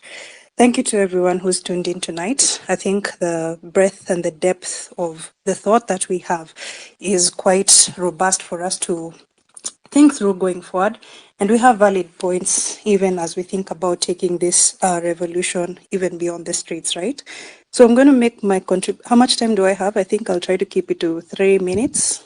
Yeah, 3 minutes will be fine. We'll be giving you 3 minutes. 3 minutes, then Kimuzi 3 minutes, Bravin 3 minutes. I've seen Mara here, 3 minutes. Right, go on. Okay, great. We've focused heavily on the aspect of governance, and earlier on as I was thinking about the aspect of money, I came across a statistic that we had an undersubscription to the bonds. It was coming to about 2%. And that is one of the ways in which Kenyans have indicated a certain level of confidence declining in the government's long-term commitment, right? So this shows that we need to vote with our money. And what do I mean with this? If the Kenya shilling is losing value, how can we collectively keep highlighting the things that we care about? I followed a lot of the discussions that you hold on the Masculinity Saturday to do with health. And if people spend on things that devalue their health, it shows that we are not valuing our health. If we spend on things that are not forwarding our collective strength intellectually, mentally, professionally, it shows that we're not valuing ourselves. So it comes back to the money. We need to ask the questions about the money, where it's going, where it's being spent, how it's being spent, and how we can vote with our money. We've seen for example, Safaricom being one of the institutions that is a gap in terms of internet connectivity. The space has dropped severally, which has been frustrating. And I know as we as we converse on how to participate more in Starlink, we will know that digital connectivity is not a thing we can compromise on going forward.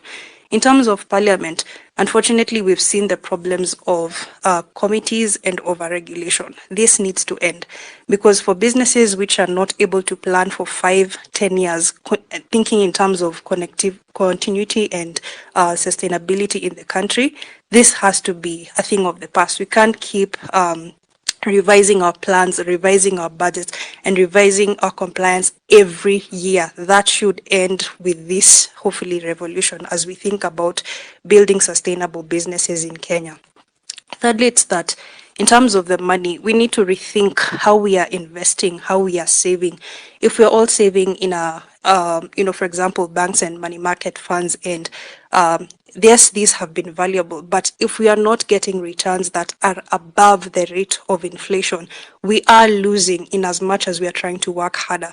The problem with printing currency, and as we've seen this with the US dollar, is that the height of dollar printing has gotten its debt level to 34.8 trillion USD, and this is the highest it has been in history. So if the money is cheap and the debt is too high, then development is out of the question. Essential spending on healthcare, energy, and infrastructure that improves the lives of people goes down the drain, and this is where politics tends to reign. So for Kenya, we're seeing the similar problem in terms of the currency going down in value, the printing is going up, and this is what's killing our productivity. So we need to rethink how we are saving, how we are investing, because unless we can beat the depreciation, we are collectively losing in a way that we can't even begin to fathom. Lastly, it's that in the problem and in regard to real estate, that's one of the key pillars that is connected even to identity as Kenyans. We want to own, we want to own a piece of the land, somewhere to call home, somewhere to be grounded, somewhere to be connected to our families. It's so vital, but the current political system is putting that ownership in compromise. We've seen too many funds looted going directly to real estate. I thought, and I kept asking myself, why is it that millions that are looted, billions that are missing, and we keep seeing palatial homes, we keep seeing, new estates, new apartments, and new flats? Why is this a pattern? The fact is that it's another way that is killing our collective productivity, because if we as a majority of Kenyans are earning less than 100,000 shillings or less than 150,000 shillings, when will we afford a real estate demand or pricing of 5 million, 10 million, 15 million shillings? And this is minus furnishing, minus the long-term goals that we want. We need to rethink the money, because this is where our collective strength is being sapped. And if we can see this conversation in terms of the future and in terms of breaking away from what has been expected of us, then we do have a shot at doing this differently. So allow me to just sum that up right there, and I'll summarize some of these thoughts in the comment section. Thank you very much. Thank you very much. That was brilliant. Brilliant. Mora. Shanky, they have said you should sing, and if you sing, they'll sleep. I don't know why they don't like you. Mora. Thank you so much, Amerix, for this space. And yes, I don't have much to say, but I just want to talk about two things. The first thing is, I think we're not talking so much about education, because a couple of years ago, maybe 3 years ago, somebody in campus will pay 30,000, 40,000, and then suddenly they're required to pay around 250,000. In as much as we have inflation, I think there's just something that the government is not telling us about. Either they don't want people in this era to go to school, they don't want people to be educated so that they may question their expenditures and stuff like that. Another thing that I want to also talk about is, I think something like Kenya Power, it needs to be disbanded, first of all. Totally. Because, for instance, a week ago, I will buy tokens. 1,000 bob probably will give me around 48 units. Today, it's giving me 38 units. Either they're eating our money, and I do understand that Ruto, I'll call him Ruto, he has these guys over there, and he doesn't want to let them go. Probably he's getting a cut out of what they're making. And then another thing that I also want to say is, the big problem with this government, either Ruto has bad advisors or he's not taking their advice. Because for heaven's sake, if you have an advisor like David D, what do you expect? Totally nothing. David D, the only thing that he wants to do is just to eat and get fat and then abuse people online. So I think that we should continue with this revolution. And my big issue is education. I think that is where I want us to talk about so much. Thank you. Education, because it's become too expensive. I think more than 50% will not go to campus this year because it's too expensive. Yeah. And most people are relying on, you'll get families depend on their kids to go to campus to liberate them from poverty. Yes. And if they cannot acquire that education, then that means they'll continue living in dire poverty. Yes. Thank you. Yeah. Thank you very much. That's all that I wanted. Thank you very much. I just want to say something about education. Nataka mnisikie vizuri. Juzi mlisikia cabinet secretary mwenye anadeal na mambo za prisons, akisema prisoners wataanza kulipa tax, na hamkuelewa nini anasema. Kitu inafanyika hapa ni kwamba they make education expensive. Usifikie we kama mtu wa mtaa. So education ikiwa expensive, hautaenda shule.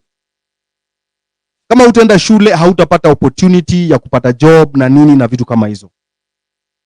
So utajipata at a disadvantage position. So utashikwa, labda umepatikana una loiter, unatafuta kazi, ama unapatikana umefanya crime, because lazima uishi. Utashikwa, upelekwe prison, uambiwe sasa juu wewe umeshikwa utalipa tax. Prisoners walipa tax. Na hiyo tax unajua inatoka wapi? Hiyo tax ni wewe unaenda kufanya kazi kwa kampuni za wazungu, zimeandikwa kazi Kenya, kujenga manyumba, kujenga mabarabara na kujenga nini. Ukishatoka prison unaambiwa ile pesa yenye ungelipwa, ingine tulipa tax na ingine tulijenga hizo manyumba na vitu kama hizo. That is what they are planning. Hiyo ndio ile book ya the capitalists. That's what they do. To keep young men in prison so that they can get cheap labor. Na kama hamsimami kusema education ikuwe accessible, hata katiba inasema education must be accessible to each and everyone, every citizen. Why are they making education so expensive to all of us? Education inafaa ikuwe kitu ya kila mtu. Saizi CBC is very expensive. Mtoto anaenda shuleni na vitabu 10. Mtoto wa class 2 anaendanga grade 2 ama grade whatever. Amebeba vitabu, anakuja anafanya assignment nyumbani usiku, analala saa 4. Mtoto wa miaka 9. And that education is expensive. And the people we took to parliament to talk about this are not talking about it. Juzi kumekuwa na kesi kotini ya CBC. Task force iliundwa hapa ya CBC, hatukusikia ilisema nini. So education is going to be expensive, Dave, as long as World Bank and World Economic Forum and IMF wametushikilia shingo, life inaenda kuwa hard. That's why tumesema third liberation is economic liberation. Lazima tujiliberate, tuko independent. Agriculture iko yetu. Manufacturing sector iko yetu. Kila kitu iko yetu. Ukimaliza shule unafanya kazi hapa Kenya. Because Kenya iko na ability na capacity ya kujisimamia. Kimuzi. Shukran Amerix. Can you guys hear me? Yeah, go on. Thank you so much for unblocking me. First and foremost, I'm not the enemy. Enemy ni Ruto. After 4 years nimetoka Mexico. And funny enough, hata Nyakundi alikuwa ameniblock, and I'm not the enemy. The enemy is this Ruto. So I want just to talk about youth unemployment, because I'm really passionate about youth unemployment. And just to echo on what you have just been saying right now is quality education. Like quality education is a requirement even by the UN. Unajua the SDGs, people should be knowing about the SDGs. Kuna SDGs 17 and quality education, gender, clean water sanitation, all these huko, infrastructure, energy, it's there. People should be learning about sustainability. For a nation to become sustainable, we should be having these bare minimum things. But Ruto's government is frustrating people. Another thing I want to talk about is justice. Hii ndio ni kitu nataka kuongelea kabisa, iko the first one. Mimi sitaki hao polisi, I'll just mix. Sitaki hao polisi wa get away with this murdering of innocent individuals. Personally, I know the family through a friend, the family of Eric Chieni. And it was so painful, their story. Ukisikia their story, actually they were requesting to have a space of the victims just to rant to talk about how it's affecting them, because it's from their own perspective. Tusikize uchungi hao, because people really underrate. And that's why, like, nasikia huyo polisi akionekana mali yako, like, we should hold these people accountable. Ruto should do something about these people. It's becoming normal. We are actually normalizing killing of protesters in Kenya. Baby Penda alipotezwa 2017 during the protest watoi. Juzi kuna mtu ameshutiwa. Watu, they are losing their lives. It's no longer peaceful. Huko Maliliko, actually Maliliko, I have gone to protest. in this country na hakuna mahali wanatumia excessive force. It's actually like ni kama unaenda concert ndio ni protest. That's actually something that should be implemented. You number one, justice for the victims of the family. Like lazima they pay justice. Number two, I just want to talk about you guys know I was the biggest supporter of this regime, but mali tulitokana na hii regime ni youth unemployment na the galana kulali. Food security. We cannot be talking about food insecurity in a country and yet we have galana kulali. I actually have a whole file ya watu walikuwa Israel wenye waliletwa training wako Kenya unemployed. More than 800 people, their names, their occupation, be it an agronomist, be it an agricultural engineer, be it agribusiness, be it agricultural, be it a food nutrition, who you are food to, you understand what I'm saying? Be it a person of horticulture, be it floriculture. I have all these people, all their files. But what is the government doing? Wanapea watu wadosi kazi huko juu agriculture. Actually, it is so shameful that someone was coming from this place and they are discussing very important aspects of engineering. Alafu watu wako panel, they don't understand what they are saying and they were like, mnafanya nini hapa kama mwelewi? And one thing now, CTT was only they are bullshit wote. But inasema they really value competency. Ukienda table na wewe ni engineer, unasema ni civil engineer, you should prove that you are a civil engineer. Personally, I'm an employed, miserable, and registered engineer because of all that is going on in Kenya. But what I'm saying, Kenya doesn't value meritocracy. Ndio maana tuko nao mafala pale huko juu. And before I come to youth unemployment ya mwisho, I just want to talk of something that has affected me yesterday and the other day, and people are thinking that we are on this or anything. It's about the betrayal and it's an issue. Tumeamua sasa hivi it's an issue na nimesikia Ombachi akiongelea it's an issue or anything, and even Nyakundi Ombachi was bashing you, and I am actually concurring with Ombachi because back in the time Nyakundi unajua chenye ulikuwa unafanya, and we both know tunasema ukweli, we both know ulikuwa unakubali kununulia na Safaricom and that such, but it's a thing of the past. Now the enemy is Ruto. Hata Otero iliniumiza personally because we were supposed to co-host a space ama news a space concurrent na ile ingine parallel, but I don't know why you did that. Like it really hurted me. I don't know, I really hurted them to cheat on you because unaweza pata dem mwingine, but for a man the biggest pillars that define a man is trust, loyalty and integrity. You should never break that. You should never break that. Money can never buy such. Money can never bring back lost lives. What Osama did, he derailed this movement, but sasa tumerudi na ubaya. Today I was really happy that naona watu wametokelezea Saba Saba and the movement, Amerix to make his space, the movement is back. We have forgotten about Otero. It's kind of personal for me because hata watu wanadhani I was paid. Yes, I was paid. I was paid because of, I was paid na hatred. I am paid by the North, I have this government. I am paid by the misery nimepitia na hii government ndio nikatoka nchi. Mimi sitaki kwa danganya, singi haitoka Kenya, but ilibidi nimetoka because of what I saw and what I'm going to it. The youth unemployment.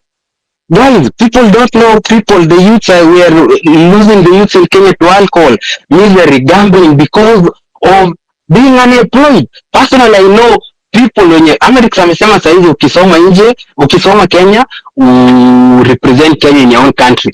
The countries like Israel, let me talk about here. Countries like Israel, if you go to Ivy League universities, they take back their students like 95% absorption rate, and that's why only Tel Aviv iko almost more than 10,000 startups. It's a startup nation. It has more than 10,000 startups because they really fund these people. But what's happening to our government? Mbona Ruto siweke tu nini ya kupea research facilities? There is a student in electrical engineering nikiwa alikuwa ahead of me. Aliunda a voting system ya blockchain. Mbona hakuwa ifandiwa hiyo kitu iweko ikuwe kama IBC ya Kenya? Why? Because we don't value our education system. We value watu waheshimiwa wako wamejaa sijui KPLC, wamejaa Kengen, wamejaa wapi. Me personally, I used to live in Roysambu, Red Plate. People know me from that. Hata Mora mwenye muongea sasa hivi. I know her personally, she knows me. Tuliishi Ngara tukiteseka. Youth unemployment ni mbaya sana. Unapata watu wakiwa kegdens, not because they are in kegdens, wanakunya because of they cannot stomach what's going on in their life. They have done, you know, it's really miserable to work hard all, just to Amerix 2 minutes more. It's all, ni kitu mbaya sana to work, to struggle all your life and not to get the fruits. Ni mbaya sana kupanda, tuseme saizi umepanda kitu kaa pilipili because I'm a farmer. Umepanda pilipili alafu isitoe mazao. Ni mbaya sana na umepeleka hadi huko juu. So sisi hatuna mazao, mbona ujaze engineer, ujaze graduates into the field na hana mazao? So what I'm trying to talk about, the government should create an environment, you know, umesema, the government should not provide the jobs, the government should provide an environment, the security, the finances to these people so that nataka watu wa feel the pain, because I've been talking about who are employment kaya daktari. I used to say back in 2020 there are doctors that are unemployed. But people couldn't believe, but now watu waliona kuna doctors wenye wako unemployed. So this is a very big issue. I need us to move on forward, forget about traitors, tuendelee na hiki, you should be activism. The last thing I want to say, activism should never and ever be paid. It's priceless. You should lose your life because of activism. Pambana hadi mwisho hata ukishikia kisu. Thank you. Asante sana. So we only have 7 minutes and I'm going to give Diana Ocheng. Diana Ocheng? Hi, I'm here. Yes, I'm giving you 2 minutes. Okay, thank you so much for the opportunity. Yes, psych up the movement. Asante. Yes. I'm Diana Wakili, and I'm just here to reiterate what Willis and my fellow council say. All right. What we're experiencing over here, guys, as much as it was the finance bill, true, the finance bill is going to pass come 14th of July. That comes with a lot of issues. The National Land Commission, the CS being given the power that used to be given to the Land Acquisition, to the NLC for compulsory land acquisition, the Data Protection Act, ile ukienda out, umeenda Milan, umeenda Oyster Bay, umespend 10K. Next week, what is it? And one thing people have said, the power is ours. Article 1 of the Constitution says power is either given directly or indirectly. What we did, as Willie said, we went and took our power. Parliament. Okay, right now we're calling for IBC reforms and our National Transitional Committee. I just want to put it across to people, as we are calling for Ruto to form all this, me personally, there's no way Ruto can be overseeing the committee that is going to still have his hands inside the cookie jar. And one thing that I want has been mentioned, I was in another space with Kimuzi, and somebody who funded Ruto's campaign really aliangusha sense up on akasema, if we really want this thing, our elections attached the IBC servers. I'll just put it over there. Why haven't the servers been accessible to us all these years? If our voice is truly in our kura and our voters card, tutaenda tupige kura alafu tena tuseme tena tumeoshwa, tujam, tuseme wafungue servers wakatae. Guys, this is irrelevant, but I was in Baba's legal team, and I don't tell you, those servers are really key. Those servers, if we're really to champion for a better thing, if the results can be streamed and we can see, why can't they also open the servers if the servers are clean? I have a suspicion that unless siku tutaifungue hizo servers, tunaweza shtuka as a country. So as we push for the agenda, also that's one agenda that we should have on the table. Thank you very much. Thank you very much. Eric, Ravin? just have 2 minutes. Ravin disappeared. So who is that? It's me, Eric. Yes? It's Elvis. Yes, Elvis, giving you 2 minutes. Hi, Eric. Yes, go on. Thank you for the space. So for me, I'll just go straight to the point, and it's about the hallucinations that the president has been peddling around about jobs abroad. And I want to tell everybody who is listening here that it's a big lie. There's no deal is going out there to make about the jobs abroad. As you all know, for those who follow the news, I'm sure you've heard about the G7 countries, that is ranging from Australia, France, UK, USA, Canada. They are all trying to close borders and regulate immigration. So when someone is coming up to he's using the term that I'm looking jobs for you guys abroad, it's a lie. There's nothing like that happening. In fact, they're tightening borders, and maybe in the next 1 year, it's going to be very hard to get any visa for any of these countries. Then number two, I don't think it's right to take someone who has gone through the 844 system of education, you take him to the Arab world to be a caretaker, to be a security guard, and all sorts of menial jobs. I think it's a spit in the face, and it shouldn't be happening in this era. Lastly, I want to say we've made our politics so lucrative. Tell me why an MP or a president is going to use 150 billion to campaign to become president to earn a salary of 1 million. It doesn't really make sense. Yes. And that is where the problem is, because these guys are being funded by crooks outside there, and they have to reward them with kickbacks and all sorts of crimes, like economic crimes. And this is how we found ourselves in this mess at the moment, because those who funded them have to get kickbacks. All right. I'm sorry we have to end it there, but we can now stand up for the national anthem, because that is what binds us together as a country, and that's what we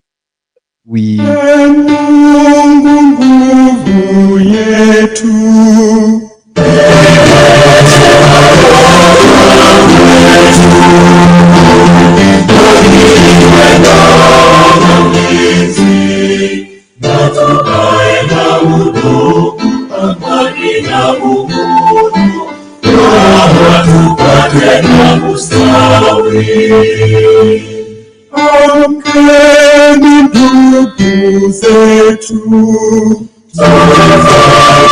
sote bidii, nasi tujitoe kwa nguvu, nchi yetu ya Kenya tunayoipenda, tuwe tayari kuilinda. Na tujenge taifa letu.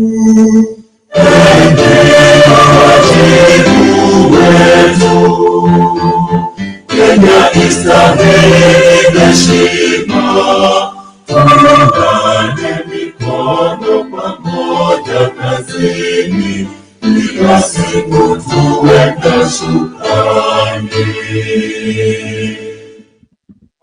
I want to wish you well. I want to wish you success in the week that comes. I want you to go out there and fight for what we stand for as a country.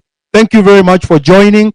And we are going to have a citizen assembly again next time. And this time we're going to talk about the public debt. I'm going to look for Jimmy Wanjigi to be part of the conversation. Have a wonderful night.